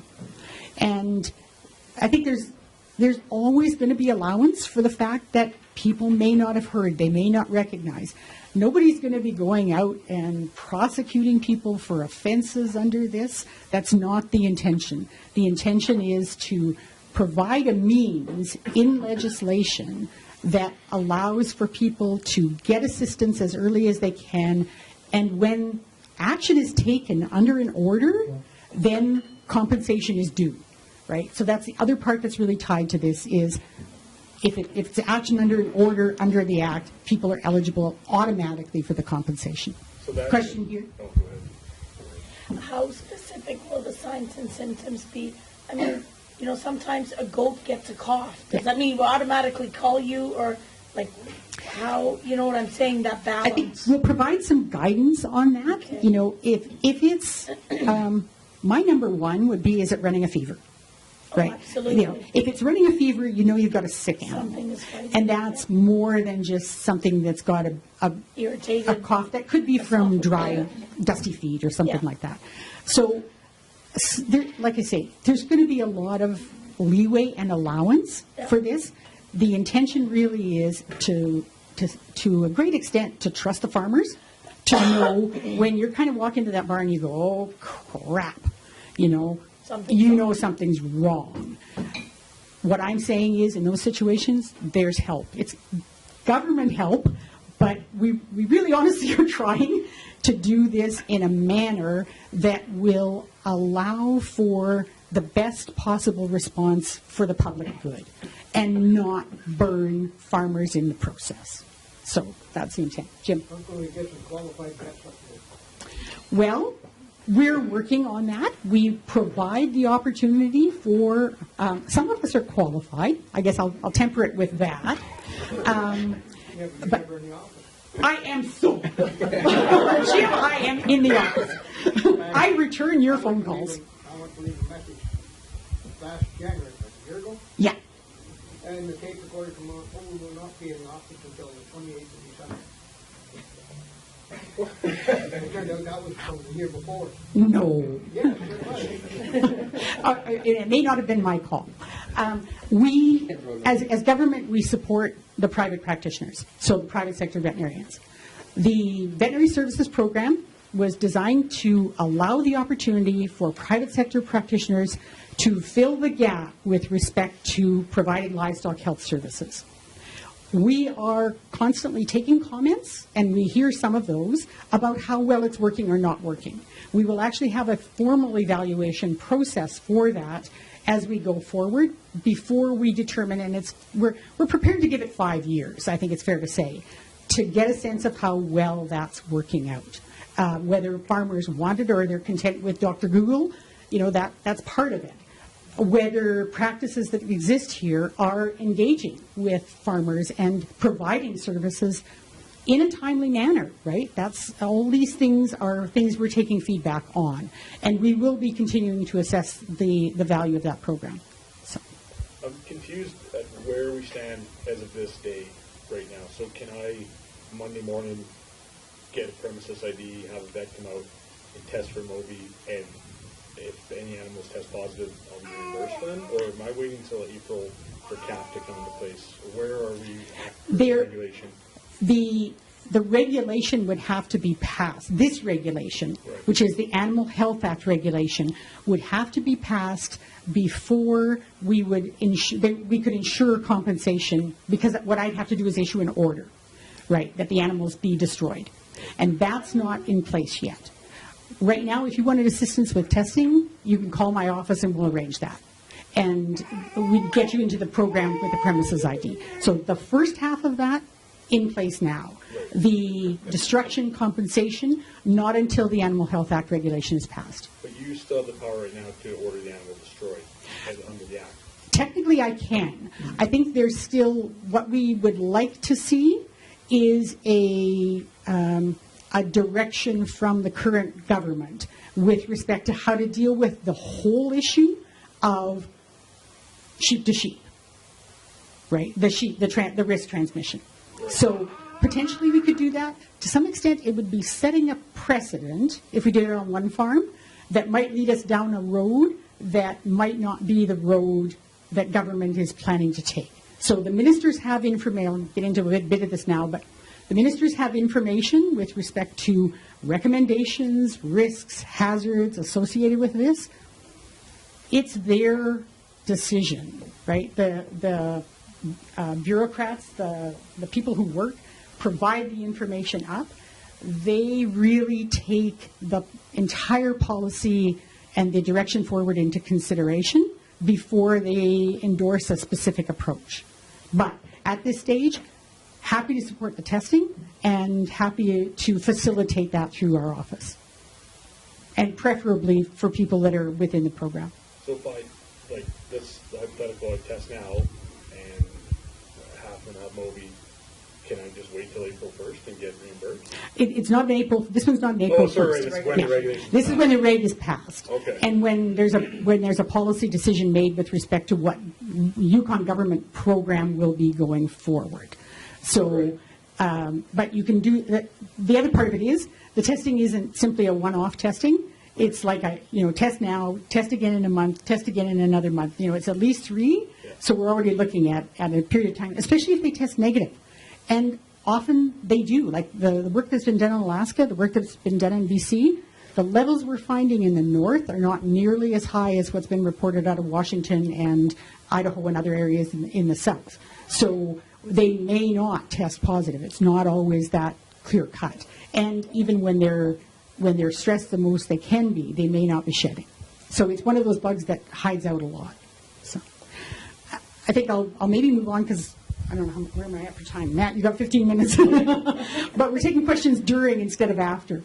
The one thing I guess what I'll say is with respect to biosecurity, really for me what it's all about is barriers, right? Biosecurity, no matter how you do it, is about barriers, and it's about protecting your investment as much as it is about preventing things from spreading off of your facility. It's about protecting the animals that are on your property and the investment that you have in those. Matt's going to take over and talk a little bit about some of the, at this stage where we're at is recommending and endorsing best management practices. So I'm going to turn it over to him at this point and he'll talk a bit about the support for that. Thank you, Mary. So, my name is Matt Larson. I'm with the Yukon Agriculture Branch, and we, as a branch, do many things to support the agriculture industry. I guess this is a bit specific to the wildlife damage and prevention program that's currently under the Growing Forward 2. So the Growing Forward 2 is a 5-year federal funding program. We're at the end of it here as of April 1st. The new program is called the Canadian Agriculture Partnership. And that'll be for the next 5 years. So it's just currently being finalized and signed off on, but we're anticipating the programs will be very similar to the ones that you're familiar with, and that will be offering the same types of services. So the particular program that I deal with is the wildlife damage and prevention, and that's kind of what this is geared towards. So some of the things that we do there are outreach and education, on-site, one-on-one assessments, and then workshops. So we have a couple people in the room that have attended electric